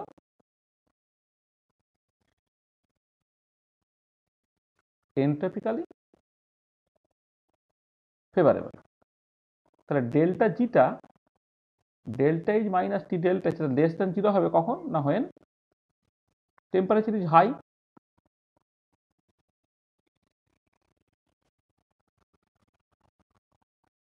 যখন টেম্পারেচার হাই তখনই শুধু এটা হবে, কারণ দেখো এখানে ডেল্টা এইচটা পজিটিভ বলে সে ডেল্টা জিকে পজিটিভ করতে চায়, ডেল্টা এস পজিটিভ বলে মাইনাস টি ডেল্টা এস তাকে নেগেটিভ করতে চায়। তাহলে এটা কখন হবে না, যখন টেম্পারেচারটা তোমার বেশ হাই হবে। তাহলে এক্সাম্পল হিসেবে তুমি দেখতে পারো এই হাইড্রোজেনের উল্টোটা ডিহাইড্রোজেনেশন ধরো, ডিহাইড্রোজেনেশন রিয়াকশন, যেখানে তুমি হয়তো একটা অ্যালকেন নিয়েছিলে,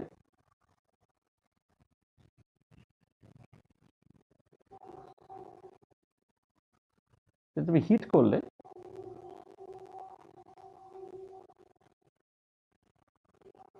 প্লাস হাইড্রোজেন তৈরি হলো, তাহলে একটা মলিকুল থেকে দুটো মলিকুল হয়ে গেল। ঠিক আছে, তাহলে এই যে পার্টিকুলার কেসটা, এটা হচ্ছে তোমার এ, মানে যেটা প্রসেসটা তোমার এনার্জেটিক্যালি আনফেভারেবল, এন্ট্রপিক্যালি ফেভারেবল, যেন এই প্রসেসগুলো করতে গেলে কিন্তু যথেষ্ট বেশি হিট লাগে। ঠিক আছে, আচ্ছা এবারে ধরো কেস 4, ডেল্টা এইচটা গ্রেটার দ্যান 0 আর ডেল্টা এসটা লেস দ্যান 0, মানে এটা হচ্ছে ইমপ্লাই করছে energetically unfavourable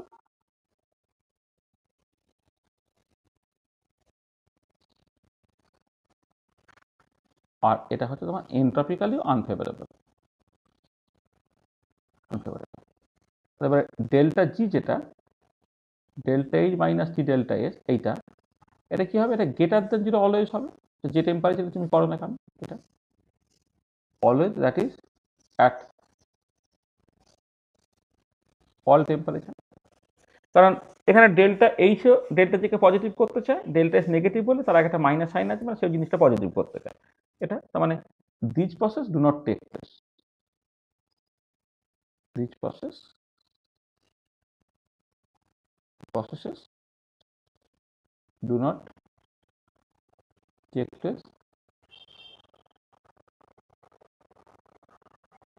spontaneously in the forward direction. তাহলে এবারে এই ধরনের রিয়াক্টরকে তুমি ঘটাতে চাও, তুমি কি করতে পারো, এটা করতে পারে, সেটাই হচ্ছে তোমার কাপল রিয়াকশন। মানে যখন কোনো একটা রিয়াকশন এনার্জেটিক্যালি আনফেভারেবল হয়ে যাবে আর এন্ট্রপিক্যালিও আনফেভারেবল হয়ে যাবে, তাহলে টেম্পারেচার চেঞ্জ করে তাকে তুমি কোনোভাবেই ম্যানেজ করতে পারবে না। তখন তুমি যেটা করতে পারো, একটা কাপেলড রিয়াকশন করতে পারো, অর্থাৎ তুমি ধরো একটা এন্ডারগনিক রিয়াকশনস আছে যার জন্য ডেল্টা যেটা গ্রেটার দ্যান 0, তার সঙ্গে হাইলি এক্সারগনিক কোনো একটা রিয়াকশন তুমি একসাথে মিশিয়ে ফেলো, কাপেল করে ফেলো, এমনভাবে যাতে করে টোটাল ডেল্টা যেটা হচ্ছে তোমার নেগেটিভ হয়ে যায়। ঠিক আছে, সেটা তুমি করতে পারো। কি করা হচ্ছে,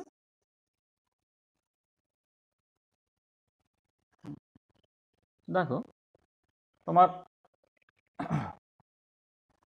ধরো আমি বললাম যে মানে কাপেল রিয়াকশনের ক্ষেত্রে কি হচ্ছে, যে ধরো if a reaction is endergonic, অর্থাৎ ডেল্টা জিটা greater than 0, then this reaction alone cannot take place spontaneously. এটা তাহলে কি করবো, then we can couple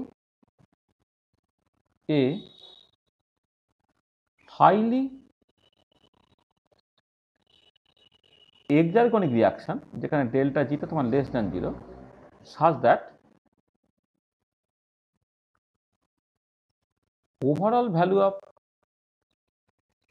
delta G becomes negative and the reaction can take place spontaneously. তো একটা example বলছি, ধরো তুমি একটা রিয়াকশন কনসিডার করছে TiO2 সলিড অবস্থায় নিলে প্লাস 2Cl2 গ্যাসিয়াস অবস্থায় নিয়ে তৈরি হলো TiCl4 লিকুইড অবস্থায় প্লাস O2 গ্যাসিয়াস অবস্থায়। এই যে রিয়াকশন তার জন্য ডেল্টা যে স্ট্যান্ডার্ড স্টেটে Gibbs energy of the reactions হচ্ছে প্লাস 152.3 কিলোজুল পার মোল, যেটা অ্যাকচুয়ালি তোমার গ্রেটার দেন 0, অর্থাৎ শুধু এই রিয়াকশনটা তোমার ঘটবে না, তাই তো? তাহলে এটা এক্সারগনিক এন্ডারগনিক রিয়াকশন আছে, অর্থাৎ এই রিয়াকশন তোমার ঘটবে না। তুমি এবার কি করলে, এর সঙ্গে carbon solid plus oxygen gas মিলে কার্বন ডাইঅক্সাইড গ্যাস তৈরি হচ্ছে, এরকম একটা রিয়াকশন তুমি কাপেল করিয়ে দিলে। আর এই রিয়াকশনের জন্য Gibbs energy change the standard স্টেটে -394.4 কিলোজুল পার মোল হচ্ছে। এই দুটো রিয়াকশন তুমি মিশিয়ে দিচ্ছ, তাহলে মিশিয়ে দিলে কি হচ্ছে দেখো, তুমি যদি এইভাবে রিয়াকশনটাকে করো TiO2 solid plus 2Cl2 gas plus carbon solid তুমি নিলে প্লাস O2 গ্যাস তুমি নিলে, একসাথে নিলে, দিয়ে যদি CiCl4 liquid plus O2 gas plus CO2 gas এরকমভাবে তুমি যদি নাও, তাহলে ওভারঅল ডেল্টা জিটা কি হচ্ছে না, delta G01 plus delta G02 এই যোগফল হয়ে গেল, এটা হচ্ছে প্লাস 152.3 মাইনাস 394.4 এত কিলোজুল পার মোল হয়ে গেল। এইটা যোগ করলে এটা কত বেরোচ্ছে, -242.1 কিলোজুল পার মোল হলো। এইটা দেখো লেস দ্যান 0 হয়ে যায়। তার মানে কি হলো, যে রিয়াকশন, এই প্রথম রিয়াকশনটা একা একা হলে কিন্তু ঘটতো না, কিন্তু তখন তুমি একটা চারকোল নিয়ে তার অক্সিডেশন যখন তুমি করছো, কার্বন ডাইঅক্সাইড তৈরি হচ্ছে, এটাকে তুমি কাপেল করিয়ে দাও, তাহলে কিন্তু ওভারঅল যে ডেল্টা জিটা সেটা তোমার নেগেটিভ হয়ে যাচ্ছে, প্রসেসটা এক্সোথার্মিক হয়ে যাচ্ছে, প্রসেসটা এক্সারগনিক হয়ে গেছে, তখন কিন্তু প্রসেসটা তোমার স্পন্টিনিয়াসলি ঘটতে পারে। এরকম অনেক রিয়াকশন তোমার বায়োলজিক্যাল সিস্টেমে কিন্তু এরকম প্রচুর রিয়াকশন ঘটে। কোনো একটা ইন্ডিভিজুয়াল স্টেপ যদি তুমি কনসিডার করো, তাহলে সেটা এন্ডারগনিক বলে রিয়াকশনটা ঘটার কথা না, কিন্তু তার সঙ্গে এরকম হয় যে অন্য কোনো একটা হাইলি এক্সারগনিক রিয়াকশন তোমার কাপেল থেকে কিন্তু ওভারঅল রিয়াকশনটা তোমার ঠিক করে কিন্তু ঘটতে পারে। ঠিক আছে, তো এইটা আর একটা ইম্পর্টেন্ট জায়গা, তুমি একটুখানি খেয়াল রাখবে। এরকম আরও অনেক এক্সাম্পল আছে, তাহলে তোমাকে যদি শর্ট নোট লিখতে বলে বা একটা অন্তত এক্সাম্পল বলতে বলে আর কি, যে কোনো একটা পার্টিকুলার রিয়াকশন যে এন্ডারগনিক, তবে এই রিয়াকশনটা তুমি কেমন করে ঘটাতে পারবে আর সেইটা। এছাড়া আর একটা জিনিস আছে, পরে আমরা পড়বো মানে নেক্সট এতে, যে তোমার অনেক সময় না ওই এন্ট্রপি মিক্সিং বলে একটা জিনিস হয়, বা গিবসেনের যে মিক্সিং বলে একটা জিনিস হয় আর কি, যা দিয়ে আবার কোনো একটা পার্টিকুলার প্রসেস ঘটে যেতে পারে আর কি। ধরো পিওর আইডিয়াল গ্যাস তারা ইন্টারাক্ট করছে না, বা ধরো মিক্সিং কথা, পিওর আইডিয়াল গ্যাস তারা মিশছে, প্রসেসটা স্পন্টিনিয়াস। তাহলে এই যে স্পন্টিনিয়াস যে প্রসেসটা, তার জন্য দেখবে এনথালপি কোনো চেঞ্জ হচ্ছে না, কারণ তারা নন ইন্টারাক্টিং বলে। কিন্তু এখানে এনট্রপিটা বেড়ে যাবে বা গিবস এনার্জিটা কমে যাবে, যেটাকে এনট্রপি মিক্সিং বা গিবস এনার্জি মিক্সিং বলে। তার জন্য কিন্তু এই সিচুয়েশনটা তোমার হতে পারে। ঠিক আছে, বোঝা গেল? স্যার কেস 1 আর 2 টা একবার দেখান। দেখো,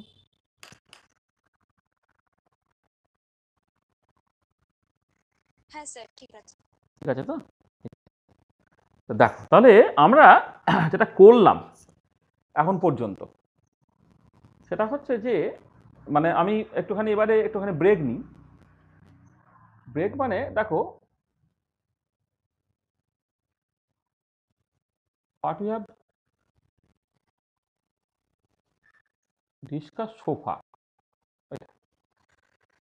সেখানে একটু ভালো করে খেয়াল করো। আমরা প্রথমে এই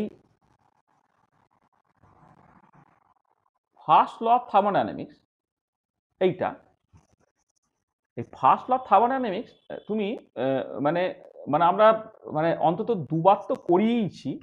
একদম ফার্স্ট সেমিস্টার একবার করেছিলাম, সেকেন্ড সেমিস্টারে করেছিলাম, এখন আবার করানো হচ্ছে শনিবার সন্ধ্যাবেলা। হ্যাঁ, যারা লাইভ ক্লাসটাকে করতে পারছো তো করবে, যারা করতে পারোনি তারা আইদার প্রিভিয়াস ভিডিও বা এখন যেগুলো করাচ্ছি তার করসপন্ডিং ভিডিওগুলোকে নিয়ে ফার্স্ট ল অফ থার্মোডাইনামিক্সটা পুরো ম্যানেজ করে ফেলবে। ঠিক আছে? কি যারা আছো মানে যে আমার অতি বড় সমালোচকও, সে বলো যে ফার্স্ট ল অফ থার্মোডাইনামিক্স আমরা আগে করিয়েছি কিনা দুবার, প্লাস এখন থার্ড টাইম করাচ্ছি। তাহলে এইটা নিয়ে নিশ্চয়ই আর কারো কোনো ডাউটস বা কিছু থাকার কথা নয়। কি কারো কিছু কি অসুবিধা আছে? যারা ধরো থার্ড সেমিস্টারে পড়াশোনা করতে আরম্ভ করেছো, মানে আগে ফার্স্ট সেকেন্ড সেমিস্টার পর্যন্ত পড়োনি, তাদের হয়তো আগে একবার দুবার তুমি শোনোনি, কিন্তু এখন চাইলে তুমি কিন্তু শনিবার ক্লাসটা আবার একবার লাইভ শুনতে পারো। হ্যাঁ, এবং তুমি যদি বলো প্রিভিয়াস ভিডিও টিডিও তুমি দেখবে, তাহলে আমি তোমাকে দিয়েও দিতে পারি। ঠিক আছে? এটা হয়েছে? স্যার হ্যাঁ বলো। বলছিলাম শনিবার ক্লাসের ওই রেকর্ডেড ভিডিওগুলো গ্রুপে যদি দেন। হ্যাঁ দিয়ে দেবো। ঠিক আছে, দিয়ে দেবো। হ্যাঁ, ঠিক আছে। ওখানে আমাদের জুল থমসন কোএফিসিয়েন্ট মানে জুল থমসন এক্সপেরিমেন্ট পর্যন্ত হয়ে গেছে। আমাদের আর হিট ক্যাপাসিটি রিলেশন আর অ্যাডাবেটিক চেঞ্জেস অফ স্টেট, এই দুটো বাকি আছে। আর তারপরে যেটা দরকার সেটা হচ্ছে থার্মোকেমিস্ট্রি। থার্মোকেমিস্ট্রি এই পার্টটা আমি আগে একবার করেছি। হ্যাঁ, একবার না দুবারই করেছি, সরি, থার্মোকেমিস্ট্রি দুবার করেছি, আবার একবার পড়ানো হবে এই থার্ড সেমিস্টারে শনিবার সন্ধ্যাবেলা। তুমি চাইলে এটাকেও করে নিতে পারো, তাহলে এটারও নিশ্চয়ই কোনো ডাউট থাকবে না। এইটা আর তোমার সেকেন্ড ল অফ থার্মোডাইনামিক্স, এটা আমি সেকেন্ড সেমিস্টারে করিনি, ফার্স্ট সেমিস্টারে আমি একবার করেছিলাম, এখন আবার একবার আমি করলাম। এই যে পুরো জায়গাটা, এই জায়গাটাই আসলে থার্মোডাইনামিক্সের মূল প্রিন্সিপালের জায়গা আর কি। ঠিক আছে? তো এই জায়গাটা তোমাকে কিন্তু ভীষণ ভালোভাবে শিখে নিতে হবে। ফার্স্ট ল অফ থার্মোডাইনামিক্স, থার্মোকেমিস্ট্রি এবং সেকেন্ড ল অফ থার্মোডাইনামিক্স। হ্যাঁ, তোমরা ওই মানে বারবার করে সুব্রত টুব্রত তো অনেকবার শুনেছে। সুব্রত তো ফার্স্ট সেমিস্টারে কিন্তু ওদের ছিল, এই পুরোটা একবার শুনেছে, সেকেন্ড সেমিস্টারে কিছুটা পার্ট শুনেছে, আবার শুনলো। তাহলে আমার মনে হয় থার্মোডাইনামিক্স, যেটা আমার মনে হয় যতটা সাবজেক্ট আছে, মানে মানে যত ফিজিক্যাল কেমিস্ট্রি তো টপিক তুমি পড়বে, তুমি আগে পড়েছো, এখন পড়ছো, পরে পড়বে, থার্মোডাইনামিক্সটাই হচ্ছে মানে মোস্ট ইম্পর্টেন্ট এবং কনসেপচুয়ালি মোস্ট ডিফিকাল্ট জায়গা। তাহলে আমার কাছ থেকে তুমি ফিজিক্যাল কেমিস্ট্রি পড়ে গেলে তুমি থার্মোডাইনামিক্স বোঝো না, এটা কোনো কাজের কথা নয়। তোমরা এবারে বলো যে তোমাদের সত্যি সত্যি এই পুরো জায়গাটা জুড়ে কারো কোথাও কোনো অসুবিধা আছে না, সেটা বলো। ঠিক আছে? কারো কি কোনো অসুবিধা? হ্যাঁ বলো। থার্মোকেমিস্ট্রি কি আরেকবার পড়াবে? থার্মোকেমিস্ট্রি এই শনিবার পড়াবো, শনিবার আরেকবার পড়ানো হচ্ছে থার্মোকেমিস্ট্রিটা। মানে যেটা এই থার্মোকেমিস্ট্রি শনিবারে পড়াবো, শনিবারে সন্ধ্যাবেলা যে ক্লাসটাকে নিই, শনিবার সন্ধ্যাবেলার ক্লাসে ফার্স্ট ল অফ থার্মোডাইনামিক্স এখন জুল থমসন এক্সপেরিমেন্ট পর্যন্ত হয়েছে। এরপরে আমার আর 4টে ক্লাস ওই পুরোটাকে শেষ করতে লাগবে। একটা হচ্ছে হিট ক্যাপাসিটি রিলেশন একটা class, adiabatic changes of state একটা ক্লাস, আর থার্মোকেমিস্ট্রি দুটো ক্লাস। তাহলে তুমি যদি শনিবার পরপর 4টে ক্লাস করে নাও, তাহলে ফার্স্ট অফ থার্মোডাইনামিক্সের যে পার্টটা এখনো করাতে বাকি আছে সেটা তোমার হয়ে যাবে, বা থার্মোকেমিস্ট্রিটা তুমি ফ্রেশ আরেকবার শুনে নিতে পারলে। আর যদি তুমি ভিডিও বা পিডিএফ পেতে চাও তাহলে বলবে, সেটা আমি দিয়ে দিতে পারবো। ঠিক আছে?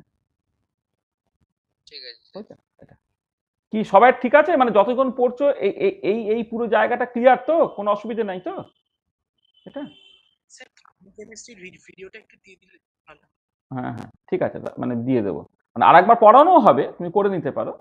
আর যদি ভিডিও দিতে পারো আমি ভিডিও দিয়ে দেবো। মানে যারা ক্লাসটা করতে পারবে না ডিরেক্টলি বা ইত্যাদি, তাদেরকে আমি দিয়ে দেবো। ঠিক আছে?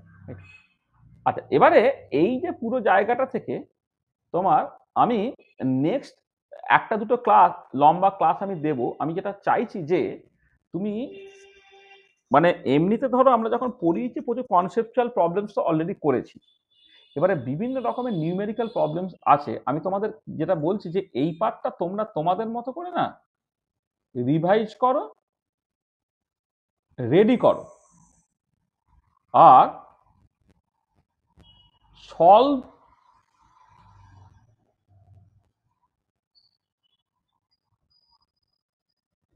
নিউমেরিক্যাল প্রবলেমসগুলোকে দেখো, সলভ নিউমেরিক্যাল প্রবলেমসগুলোকে দেখো, আর প্রিভিয়াস ইয়ার্স কোশ্চেন দেখো।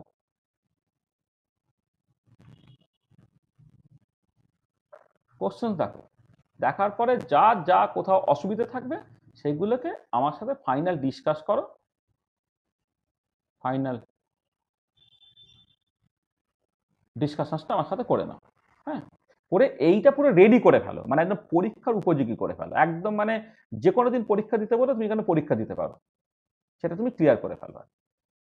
ঠিক আছে, এইটা হলো।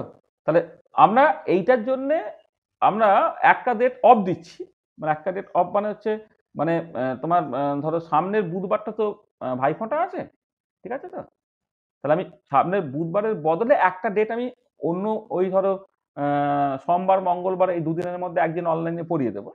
হ্যাঁ, এবার বুধবার ভাইফোঁটা সকালে নিশ্চয়ই কেউ পড়তে চাইবে না, তাহলে সামনের বুধবার ক্লাসটা হচ্ছে না, তার বদলে অন্য কিছু একটা অন্য কোনো একটা ডেটে আমি দেখবে তোমাদের একটা ক্লাস নিয়ে নিচ্ছি আর কি, এর উপরে বেস করে।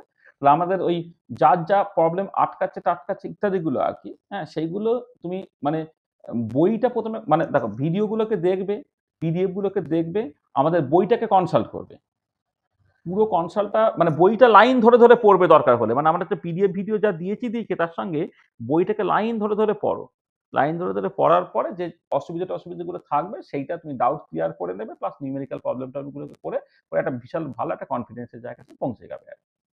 এইটা একটা পার্ট কিন্তু হয়ে গেল। আমি দেখো আমরা ক্যালকাটা ইউনিভার্সিটি স্টুডেন্টদের জন্য বলছি, ক্যালকাটা ইউনিভার্সিটি স্টুডেন্টদের কিন্তু এই পুরো জিনিসটা এবছরে পরীক্ষা দিতে হবে।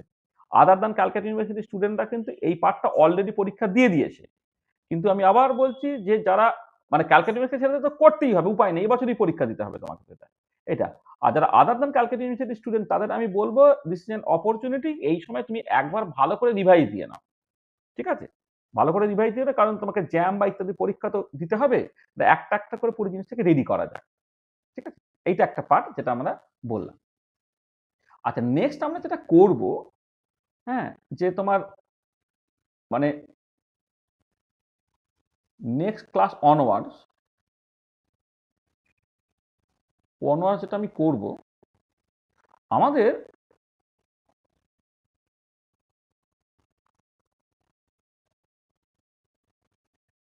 পাঁচটা টপিক এখনো পড়তে হবে, মানে ক্যালকাটা ইউনিভার্সিটি স্টুডেন্টের জন্য মাথায় রেখে আমি বলছি পাঁচটা টপিক পড়তে হবে। কি প্রথম কথা হচ্ছে একটা পড়তে হবে সিস্টেম অফ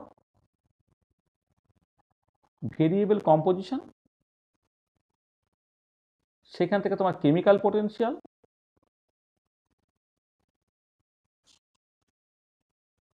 ফিউগাসিটি, অ্যাক্টিভিটি কোএফিসিয়েন্ট, এই রিলেটেড জায়গাগুলো। ঠিক আছে, এইটা একটা পার্ট তোমাকে পড়তে হবে। তারপরে পড়তে হবে কেমিক্যাল ইকুইলিব্রিয়াম, তারপরে পড়তে হবে আয়নিক ইকুইলিব্রিয়াম, তারপরে পড়তে হবে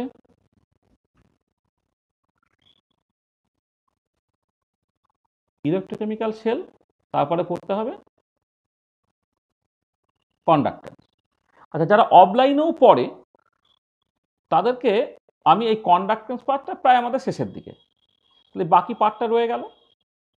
ঠিক আছে, আর ইলেকট্রোকেমিক্যাল সেল যে পার্টটা, যেটা ক্যালকাটা ইউনিভার্সিটি স্টুডেন্টের জন্য এই সেমিস্টারে আছে, আদার দ্যান ক্যালকাটা ইউনিভার্সিটি স্টুডেন্টের জন্য তুমি ইলেকট্রোকেমিক্যাল সেল পার্টটা তো পরের সেমিস্টারে আছে। ঠিক আছে, সেসব নয়, আমাদের এই পুরো জিনিসটা আমরা কভার করব, পুরো জিনিসটাই আমরা অনলাইনে কভার করব, আর প্যারালালি আমাদের পিছন দিক থেকে অফলাইনে, হ্যাঁ, তোমার ধরো কন্ডাক্ট্যান্স পার্টটা হচ্ছে এবার ইলেকট্রোকেমিক্যাল সেল বা এই ধরনের কিছু জিনিস হবে। তাহলে আমি অনলাইনে এই সামনে থেকে স্টার্ট করব, আর অফলাইনে যে পিছন থেকে স্টার্ট করব, হ্যাঁ, করে আমার ওভারঅল জিনিসটা অ্যাকচুয়ালি করে ফেলার চেষ্টা করব। আচ্ছা, এইখানে যেটা লাগবে আমাদের, দেখো এইটা লাগে অ্যারাউন্ড 5টা ক্লাস, কেমিক্যাল ইকুইলিব্রিয়াম লাগে হচ্ছে 3টে ক্লাস, আয়নিক ইকুইলিব্রিয়াম যদি ঠিক করে পড়ো তুমি সিস্টেমেটিক্যালি তাহলে 5টা ক্লাস লাগে, হ্যাঁ, ইলেকট্রোকেমিক্যাল সেল হচ্ছে তোমার 3টে ক্লাস লাগে, আর কন্ডাক্টর যদি তুমি ঠিক করে পড়ো ওই অ্যারাউন্ড, আচ্ছা মানে ইলেকট্রোকেমিক্যাল সেলটা 3টেতে একটু বাড়াবাড়ি হয়ে যায়, অ্যারাউন্ড 4টে ক্লাস দেওয়াই ভালো আর কি, এটা তোমার 4টে ক্লাস লাগে। আর কন্ডাক্ট্যান্সটা নর্মালি পড়ালেখা হচ্ছে তোমার ওই অ্যারাউন্ড 5টা ক্লাস লেগে যায় আর কি। এইটা তাহলে এখানে দেখো তোমার মোটামুটিভাবে 3 5 15 আর সাথে এই 22টার মতো ক্লাস আমাদের লাগবে।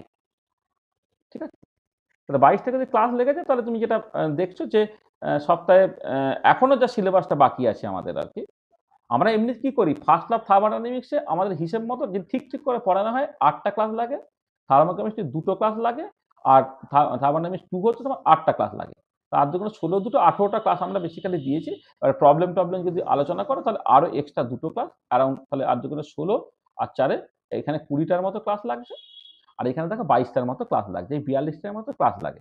তাহলে আমরা এই কিছুটা পার্ট এগিয়ে রেখেছিলাম, ওই জন্য আমি আগে যেটা করতাম up to second lab thermodynamics পর্যন্তই করিয়ে রাখতাম, কিন্তু মানে লাস্ট ইয়ার তাই করেছিলাম। কিন্তু গতবারে যেটা করলাম যে গতবারে যেহেতু মানে মনে হলো যে ঠিক আছে মানে ওই যেটা করা হয়েছে তোমাদের খুব সিরিয়াসলি থার্মোডাইনামিক্সের ক্লাসগুলোকে করছো না, তাহলে ফার্স্ট ল্যাব থার্মোডাইনামিক্স থার্মোকেমিস্ট্রি একটা অল্প জিনিস পড়ানো থাক, সেটা বারবার রিভাইজ করতে করতে করতে করতে তোমার অভ্যস্ত হয়ে যাবে।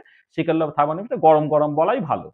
আমি গরম গরম বললাম আর কি, এটা কনসেপচুয়ালি একটু কঠিন বলে আর কি। তাহলে এই পার্টটা আমরা এখানে এই ফাইনাল ডিসকাশন এগুলো এক্সট্রা ক্লাস দিয়ে আমি করে দেবো আর কি। তাহলে এই কার্ডটা আমাদের আস্তে আস্তে আস্তে শুরু করতে হবে। এবারে সপ্তাহে একটা করে ক্লাস নিয়ে তো সিলেবাস শেষ করতে পারা যাবে না, আমাদের কিন্তু 2টো করে ক্লাস অ্যাকচুয়ালি করতে হবে। ঠিক আছে, মানে নেক্সট অনওয়ার্ডস আমাদের কিন্তু অনলাইনে সপ্তাহে 2টো করে ক্লাস করতে হবে। ঠিক আছে, একটা ক্লাস তো ফিক্সড টাইম বুধবার সকালে তুমি পাচ্ছ, আর একটা ক্লাস আমি যেটা চাইছি সেটা হচ্ছে যে মঙ্গলবার মানে যেটা হচ্ছে ওদের কোয়ান্টাম কিছুটা পার্ট বাকি আছে, কোয়ান্টাম পার্টটা হয়ে যাওয়ার পরে সেটা তোমরা তো কোয়ান্টামের ক্লাসটা তোমরা আগে করতে হচ্ছে শনিবার সন্ধ্যাবেলা মানে করতে।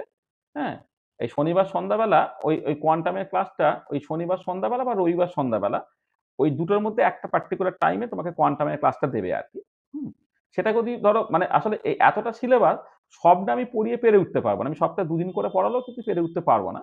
কিন্তু আমি আর পৌলমী কিছুটা আমাকে হেল্প করবে আর কি। হ্যাঁ, particular other than Calcutta university থেকে অ্যাডিশনাল যে কিছু কিছু জিনিসপত্র আছে আর কি সেই পার্টটার জন্য। তুমি মানে কোয়ান্টাম পার্টটা ক্যালকাটার সিলেবাসে নেই, আদার দ্যান ক্যালকাটা কোয়ান্টামের সিলেবাসে আছে আর কি। ঠিক আছে, সেই পার্টটা তোমার ওই মানে আমাদের অনেকটাই হয়ে গেছে, অল্প কিছু বাকি আছে আর কি। হ্যাঁ, সেই পার্টটা আমরা জাস্ট খুব কুইকলি মানে আগামী মানে 1-2 সপ্তাহের মধ্যে করে ফেলার চেষ্টা করছি। আর প্যারালালি এই পার্টটা যেমন চলছে আমরা সেই রকম ভাবে করবো আর ঠিক আছে। মানে আমাদের ওই আর একটা এক্সট্রা ফিক্সড ডেট বের করতে হবে। হ্যাঁ, আলাদা ফিক্সড ডেট তার পসিবিলিটি গুলো আমি বলছি, পসিবিলিটি গুলো এবার তোমরা বলো সেই মতো করে, আসলে আমাকে অন্য ব্যাচে টাইম দিতে হবে। হ্যাঁ, পসিবিলিটি হচ্ছে তোমার মানে যেটা আমরা করতে পারি এখন সেটা হচ্ছে এতে ওই কি বলে মঙ্গলবার, টুইসডে মর্নিং এইটা একটা আমার টাইম আছে, আর ইভিনিং একটা টাইম আছে। এবার আমরা যেটা করতাম মর্নিং ইভিনিং একটা টাইম হচ্ছে জ্যামের জন্য ডেডিকেটেড রাখতাম। এবার জ্যামের ক্লাসটা আমি ওই এই সেমিস্টারে এখনো স্টার্ট করিনি, জ্যামের ক্লাসটা ইমিডিয়েটলি স্টার্ট হবে। হ্যাঁ, স্টার্ট হবে বলতে মানে মোটামুটি আমাদের ওই যতখানি পড়ানো হয়ে গিয়েছিল সেইটা প্রায় পুরোটা ডিসকাশন হয়ে গিয়েছিল। এবারে একটা পার্টিকুলার টপিক শেষ করে তারপর জ্যামের ডিসকাশনগুলো আরম্ভ করবো। সেখানে জ্যামের যে ক্লাসটা এই জ্যামের ক্লাসটা আমি যারও হয়তো মানে মানে আমি তোমাকে বলবো আলাদা করে নোটিফিকেশন করে জ্যামের ক্লাস একটা করব, আর একটা হচ্ছে ফিজিক্যাল কেমিস্ট্রি মানে থার্ড সেম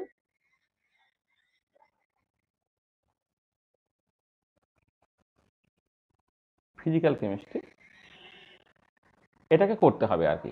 তাহলে দেখো এই মর্নিংটা ঠিক আছে, মানে মঙ্গলবার মর্নিংটা যদি আমি আরেকটা ফিজিক্যাল কেমিস্ট্রি ক্লাস নিই সেটা কি তোমাদের ঠিক আছে? স্যার মর্নিং হবে না, মর্নিং হবে না, সকালে টিউশন থাকে। আবার মর্নিং টিউশন হয়ে গেল, সন্ধ্যাবেলা হবে তাই তো? হ্যাঁ স্যার তুমি জ্যামের ক্লাস করো না করো না? করি স্যার। করো, তাহলে তো তোমার আবার সমস্যা হচ্ছে, তাহলে আবার অন্য টাইম বের করতে হবে। আচ্ছা, আরেকটা যেটা হতে পারে সেটা হচ্ছে কি তোমার স্যাটারডে মর্নিং। আচ্ছা, এইটা এখনো পর্যন্ত আমি এমএসসির ক্লাস নিচ্ছি, এই ক্লাসটা এখন হয় হচ্ছে এমএসসির জন্য এই ক্লাসটা হয়। এবারে ওদের তো কিছুটা ফ্লেক্সিবিলিটি আছে। হ্যাঁ, এবারে তোমাদের কি তাহলে শনিবার সকালটা কি সম্ভব? হ্যাঁ স্যার এটা হবে। মানে বাকিদের প্রত্যেকের না স্যার আমার টিউশন আছে। এই হচ্ছে একটা সমস্যা, মানে সবাইয়ের না মানে একটা পার্টিকুলার ডেটে এটা করা ডিফিকাল্ট হয়ে যাচ্ছে, আমি বুঝতে পারছি। হুম, এছাড়া তো আর কোনো টাইম অ্যাট প্রেজেন্ট ফাঁকা নেই আর কি। হ্যাঁ, তোমার আর একটা হচ্ছে মানে এই দিনটা আমি একটুখানি গ্যাপ রাখি, যে সানডে বলছি, মন্ডে।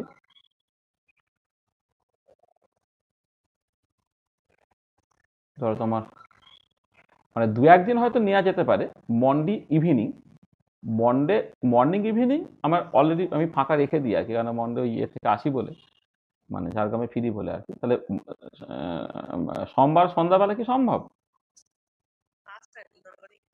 মানে ক্লাস আছে, আর তো কিছু ফাঁকা নেই।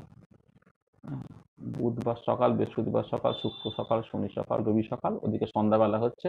বুধবার বৃহস্পতিবার তো পারি না আমি, বুধবার শুক্রবার শনিবার রবিবার দুদিতে পড়ানো থাকছে। হুম,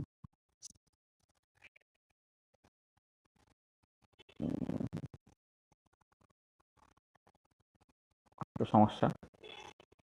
রবিবার সকালে ইনঅর্গানিকের ব্যাচ পড়ানো হয়, এবারে রবিবার সকালে করে তো রবিবার তো তারপরেই তো তোমাকে আবার অফলাইনে পড়তে আসতে হবে, তুমি রবিবার তো পারবে না। হ্যাঁ, তাহলে তো এই তো অপশানগুলো আছে, তাহলে কি হবে? কিছু একটা তো করতে হবে, কেন অন্য ডেটগুলো টাইমগুলো চেঞ্জও করা যাবে না, মানে মানে একটা ব্যাচ না বেরোলে অন্য টাইমগুলো চেঞ্জ কিছু করা যাবে না, মানে ওদের সব তো অলরেডি ওই পড়া সবগুলো আছে তো। স্যার আজ বিকালের ক্লাসটা হুম, আজকে বিকেলের ক্লাসটা হবে। হ্যাঁ, বিকেলের ক্লাসটা হবে, মানে আজকের ক্লাসটা হয়তো পৌলমী নেবে হয়তো। হুম, আজকে বিকেলে কোয়ান্টামের ক্লাসটা বলছো তো? হ্যাঁ স্যার হ্যাঁ, ওই কম্পিউটেশন রিলেশনটা এটা মনে হয় আজকে পৌলমী নেবে, আমি কথা বলে নিচ্ছি। দেখ, এর মধ্যে একটা টাইম কিন্তু বের করতে হবে। আচ্ছা, এইটা একটা জিনিস আর কি। আচ্ছা, এবার হচ্ছে যে জ্যামের ক্লাসটা, এইটা নিয়ে আমাকে আগের দিন অফলাইনেও ছেলেরা জিজ্ঞেস করলো। জ্যামের ক্লাসটা আমরা লাস্ট 2 মাসের মতো আমরা ডিসকন্টিনিউ করেছি, মানে ইয়ে করেছি, বাদ রেখেছি, কারণ পরীক্ষা চলছিল বলে। ঠিক আছে? আচ্ছা, এবারে জ্যামের টোটালটা এবারে খুব প্রফেশনালি করতে হবে। হ্যাঁ, আমি কিছুটা পার্ট এগিয়ে রেখেছিলাম, কিন্তু খুব প্রফেশনালি করার জন্যে আমাদের ওই যেটা আমরা ওই মোটামুটিভাবে ১ বছরের মতো একটা সময় নিই আরকি। হ্যাঁ, ১০ থেকে ১২ মাসের মতো একটা সময় নিই আরকি। এই যে জ্যামের ক্লাসটা, এই জ্যামের ক্লাসটা তোমরা একটা করতে পারো যে একদম জানুয়ারি থেকে ডিসেম্বর এই ১২ মাস এটাকে করতে পারো, অথবা ওইখানে যদি ১ মাস তোমাদের পরীক্ষা চলবে, সেইখানে এই এই মোটামুটি এখন থেকেই আরকি। ধরো এই তো নভেম্বর মাসের তো আজকে ৭-১০ তারিখ হয়ে গেল। হয়তো সামনের সপ্তাহ বা অনওয়ার্ড সেখান থেকে আমরা শুরু করে দিতে পারি। তোমরা কি এখন মানে অন্যান্য পরীক্ষার চাপ-টাপ ইত্যাদি সামলে মানে জ্যামের তো তোমরা অনেকে পড়তে, মানে সেইটা কি এখন তোমরা করার মতো পরিস্থিতিতে আছো? মানে মানে ইউনিভার্সিটির কাজকর্ম সামলে? তাহলে হচ্ছে জ্যামের কাজটা এখনই শুরু করা যায়। তখন পরীক্ষা চলছিল বলে মানে সবাই যে কারো না কারো পরীক্ষা চলছিল। এদের আগে পরীক্ষা হচ্ছে, ওদের আগে পরীক্ষা হচ্ছে, তাদেরই আগে পরীক্ষা হচ্ছে। তারপরে পুজো চলে এলো। হ্যাঁ, ওইজন্য আমি মানে পুজোর ঠিক আগে তো আমাদের এখানকার ছেলেদের পরীক্ষা শেষ হলো। বিদ্যাসাগর ছেলেদের পরীক্ষা শেষ হলো। আর তার পরপরই পুজো পড়ে গেল। ওই জন্য পুজো পর্যন্ত ওয়েট করছিলাম। এবার পুজো পর্যন্ত ওয়েট করতে মানে যে যার মতো ব্যস্ত আছে, যে কালী পুজো, ভাইফোঁটা, এইটাকে আমি পুরো পুজো ধরছি আরকি। তো ভাইফোঁটা পর্যন্ত যদি গ্যাপ দিয়ে তারপরে যদি শুরু করা যায়, অর্থাৎ নভেম্বরের লাস্ট উইক থেকে যদি শুরু করা যায়, শুরু করতে পারা যায়, তার জন্য করসপন্ডিং টাইমটা কিন্তু ফাঁকা রাখাই আছে। তোমাদের তো মঙ্গলবার সন্ধ্যাবেলা ক্লাসটা নেওয়া হতো। কোনোদিন সন্ধ্যাবেলা না পারলে সকালে নেওয়া হতো আরকি। হ্যাঁ? তো সেটা কি এখন তোমরা করার মতো পরিস্থিতিতে আছো, নাকি এখন মানে অন্যান্য চাপ বড্ড বেশি? সেটা বলো, তাহলে সেই রকমভাবে পুরো জিনিসটাকে করা হবে আরকি। অত চাপ-টাপ অত বেশি নিলে সাবজেক্টের প্রতি ভালোবাসা চলে গেল, তাহলে খুব অসুবিধে কিন্তু। হুম? কি মনে হয়? স্যার জানুয়ারি থেকেই হলে ভালো। হুম? সবাইয়ের তাই মনে হচ্ছে কি? স্যার আবার পরীক্ষা আছে। হ্যাঁ হ্যাঁ। স্যার আমাদেরও তো পরীক্ষা আছে ডিসেম্বরে। আচ্ছা, ঠিক আছে। তাহলে এক কাজ করি আমরা। আমরা যেটা করি এটা একদম ভীষণ প্রফেশনালি আমরা করব এটাকে। একদম সরি, এটা লিখছি কেন? জ্যামের ক্লাসটা এটা আমার ওই আগে তাই করতাম। তোমাদেরই একটু আগে থেকে যা স্টার্ট করে দিয়েছিলাম কিছুটা এগিয়ে রাখার জন্যে। এই জানুয়ারি একদম থেকে শুরু করে ওদিকে তোমার জানুয়ারি পর্যন্ত, মানে জানুয়ারি 24 থেকে জানুয়ারি 2025, কারণ ফেব্রুয়ারিতে তোমার পরীক্ষা, জানুয়ারি 2024 থেকে জানুয়ারি 2025, এইখানে তোমার এইটা হচ্ছে তোমার 13 মাসের মতো সময়টা থাকে আর কি। হ্যাঁ, তার মধ্যে এবারে এক্স্যাক্টলি পরীক্ষাটা যখন থাকে সেরকম কতগুলো ক্লাস তোমার অফ হয়, তাহলে এইটুকু সময়ের মধ্যে আমরা ওই অ্যাপ্রক্সিমেটলি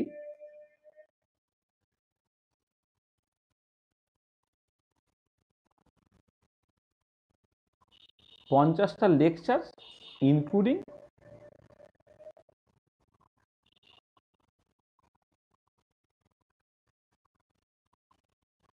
মক টেস্ট নেবো। হ্যাঁ, তার মতো করে একটা প্রপার রুটিন করে দেবো আমি। হ্যাঁ, আমরা রুটিনটা ফলো করতে পারছিলাম, মানে কিছু কিছু ফলো করেছি। হ্যাঁ, তারপরে রুটিনটা কিছুটা ডিসকন্টিনিউড হয়ে গেছে, কারণটা হচ্ছে আমাদের তখন ওই সব ছিল, ওই কারো পরীক্ষা চলছে ইত্যাদি ইত্যাদি এইসবের জন্য। কিন্তু আমার মনে হয় এখন আমাদের ভীষণ প্রফেশনালি এই কাজটাকে করতে হবে। হ্যাঁ, এবং কিছু কিছু ক্ষেত্রে কিছু অ্যাডভান্স জ্যাম করবো আমরা, মানে জ্যামের থেকে একটু অ্যাডভান্স লেভেলে কিছু জিনিসপত্র করিয়ে রাখবো টিআইএফআর বা ইত্যাদির জন্য আর কি। তাহলে এইটা আমাদের অ্যাকচুয়ালি, তাহলে জানুয়ারি থেকে এটাকে স্টার্ট করা যাবে। আমি তোমাকে ওই টার্মস অ্যান্ড কন্ডিশন ইত্যাদি দিয়ে আমি গ্রুপে অলরেডি লিখে দিচ্ছি। তোমার গ্রুপ অলরেডি একটা এক্সিস্ট করে, সেই গ্রুপে এখন মানে যতক্ষণ অ্যাকচুয়ালি গ্রুপে আছে সবাই ক্লাস করো না, আমি দেখেছি তোমাদের মানে গ্রুপে মানে 50-এর মতো ছিল, ক্লাস রেগুলারলি করতে 30 জনের মতো। এখন যাদের অনেকে হয় না, তোমাদের ধরো ওই বিভিন্ন রকমের যে প্রফেশনাল যে সমস্ত আছে, মানে কোচিং সেন্টার ফেন্টার হ্যানা টানা আছে, সেখানে অলরেডি অনেক টাকা পয়সা দিয়ে তুমি হয়তো সেই সব জায়গায় অ্যাডমিশন নিয়ে ফেলেছো। তারা আননেসেসারি এখানেও টাকাটা দেবে কেন? তার তো প্রয়োজন নেই না এ করে। বা যদি তুমি মানে যাদের টাকা পয়সা আছে, বা তুমি যদি মনে করো যে ওখানে যেটা হচ্ছে যথেষ্ট হচ্ছে না, বা ওখানে ভালো হচ্ছে কিন্তু তার সঙ্গে আমার ক্লাসটাও করলে ভালো, সেটা আলাদা কথা। কিন্তু আমি বেশি মূলত ফিজিক্যাল কেমিস্ট, আমি ফিজিক্যাল কেমিস্ট্রির যা ধরনের বা ফিজিক্যাল কেমিস্ট্রি রিলেটেড যা কিছু সব প্রবলেমগুলো একটা ছাতার নিচে সলভ হয়ে যাবে, এটা আমি সবসময় এক্সপেক্ট করি।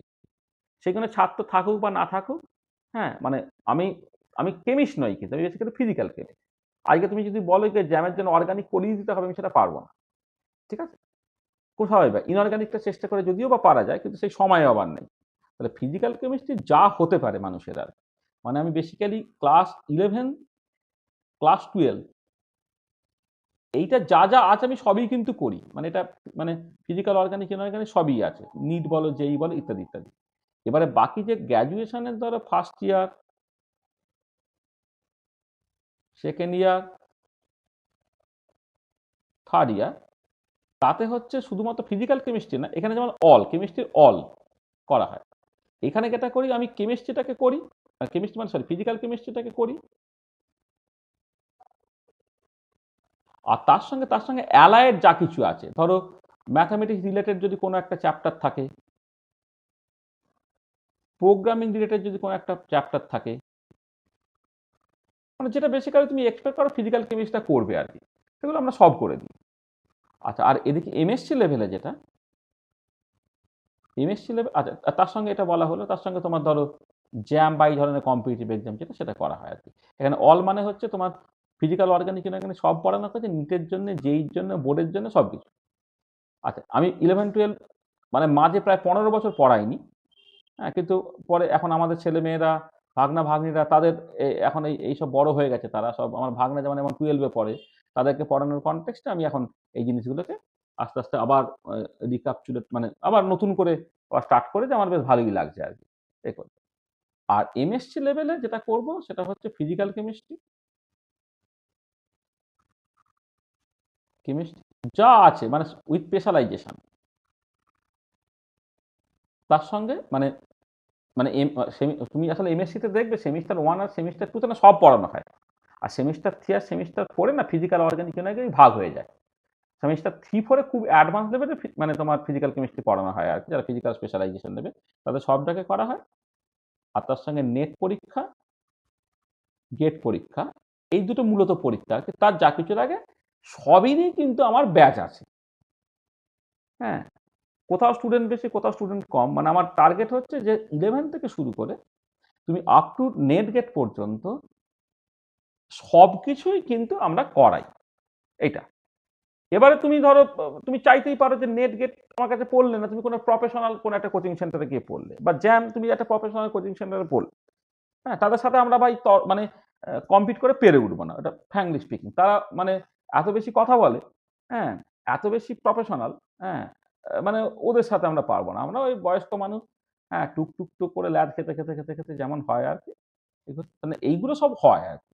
তাহলে আমাদের দেখো তোমাদের দেখেছো যদি এসিসি যদি থাকতো আমি নিশ্চয়ই করিয়ে দিতাম। পরে দেখবে 5th সেমিস্টারে ডিএসসির পেপার আছে আর কি, যেখানে প্রোগ্রামিং মানে মানে কম্পিউটার ইন কেমিস্ট্রি সেই পার্টটা আছে, সেগুলো আমরা করিয়ে দেবো। জ্যাম যেমন অ্যাজ ফর এক্সাম্পল করছে, এইসবগুলো করানো হয় আর কি। সেগুলো তোমরা তোমার মতো করবে এগুলো। তাহলে আমি এইটা তাহলে যেটা তোমাদের সাথে আলোচনা করি ঠিক করলাম, তাহলে আমরা এখনো জ্যামের ক্লাসটা এই ধরো একটু অফ রাখছি। জ্যামের একটা গ্রুপ তৈরি করবো, খুব প্রফেশনালি গ্রুপ, একদম মানে মানে আমি এটা খুব প্রফেশনাল হওয়ার চেষ্টা করছি আস্তে আস্তে। আমি একদমই প্রফেশনাল ছিলাম না, কিন্তু খুব রিসেন্টলি সব অন্য লোকেদের সাথে কম্পিট করার জন্য প্রফেশনাল হওয়ার চেষ্টা করছি। মানে 11-12 ছাত্ররাই খুব প্রফেশনাল। হ্যাঁ, এবারে জ্যাম যারা দেবে, তোমরা খুব অ্যাম্বিশাস তো না, তোমরা অ্যাম্বিশাস মানে তোমার জ্যামটা ক্র্যাক করতে হবে। সেখানে আমি বলছি পুরো দায়িত্ব আমি নিতে পারবো না, আমি শুধু ফিজিক্যাল কেমিস্ট্রির দায়িত্ব দেবো। বা নেট গেট যারা পরে রিসার্চ করতে চায়, বা গেট দিয়ে খুব ভালো ভালো চাকরিও পাওয়া যেতে পারে আর কি, সেগুলো তারা করতে চায় আর কি, তাদের জন্য খুব প্রফেশনালি করবে। এবং সেই মতো করে একদম প্রপারলি, যেমন আকাশ বা ফিরজি যারা একদম রুটিন করে সেই মতো করে ক্লাসটাকে নেয়, আমরা চেষ্টা করছি সেরকম করা। আমি সবসময় যে পারি সেরকম নয়, হ্যাঁ, কিন্তু আমরা চেষ্টা করছি আর কি। হয়তো যে ক্লাসটা আমি পারলাম না সেটা আমি পৌলমীকে বললাম, পৌলমী হয়তো একটা দুটো ক্লাস আমাকে হেল্প করে দিচ্ছে, যেমন এরকম ভাবে দেবে আর কি। হ্যাঁ, করে আমরা পুরো জিনিসটাকে করবো, ঠিক আছে। তো এইটা একটুখানি আলোচনা করে দেওয়ার দরকার ছিল, আমরা করে দিলাম। তাহলে আমাদের আবার নেক্সট ক্লাস, মানে আজকে সন্ধ্যাবেলা কোয়ান্টামের ক্লাস হবে, মানে এক্সপেক্টেড কোয়ান্টামের ক্লাস হবে। যদি কিছু না হয় তাহলে জানিয়ে দেবে এরপরে। হ্যাঁ, পরে তাহলে সেই মতো করে চলো। আর তোমাদের এই যেটা বললাম এই কাজটা তোমরা এই রিভিশনটাকে করে নাও, রিভাইজ করে একদম পুরো রেডি করে ফেলো। নিউমেরিক্যাল প্রবলেম যেগুলো সলভ আছে সেগুলোকে দেখো, প্রিভিয়াস ইয়ারের কোশ্চেনগুলোকে দেখো, যা কিছু ডিসকাশন আমার সাথে, আমি আরো তোমাদের এক্সট্রা অন্তত 2টো ক্লাস দেবো। হ্যাঁ, 2টো ক্লাসের মধ্যে যা যা ডাউটস আছে নিউমেরিক্যাল প্রবলেম আছে পড়ে আমি নিজে কিছু করিয়ে দেবো। হ্যাঁ, আর তোমাদের যেগুলো প্রথমে তোমাদের যেগুলো আটকাচ্ছে সেগুলো তো বেসিক্যালি করার দরকার, সেগুলো আমরা প্রথমে করলাম, তারপর যে সময়টা থাকবে নিজেরা করলাম আর কি। হ্যাঁ, করে তোমরা এইটা একটু ভালো করে দেখে নাও আর কি, ঠিক আছে। তো আমার মনে হয় এই পর্যন্ত আজকে থাক, অনেক আলোচনা হয়েছে। হ্যাঁ, তো পরের দিন এখান থেকে স্টার্ট করতে হবে। আর কোথাও সাবজেক্টটাকে ভালো করে শেখো, তাহলে না বাকি সব কিছু অটোমেটিক্যালি হয়ে যাবে। হ্যাঁ, সাবজেক্টে যদি তোমার কোথাও কিছু অসুবিধে থাকে তো বলবে, না ঘাবড়ে টাবড়ে গিয়ে।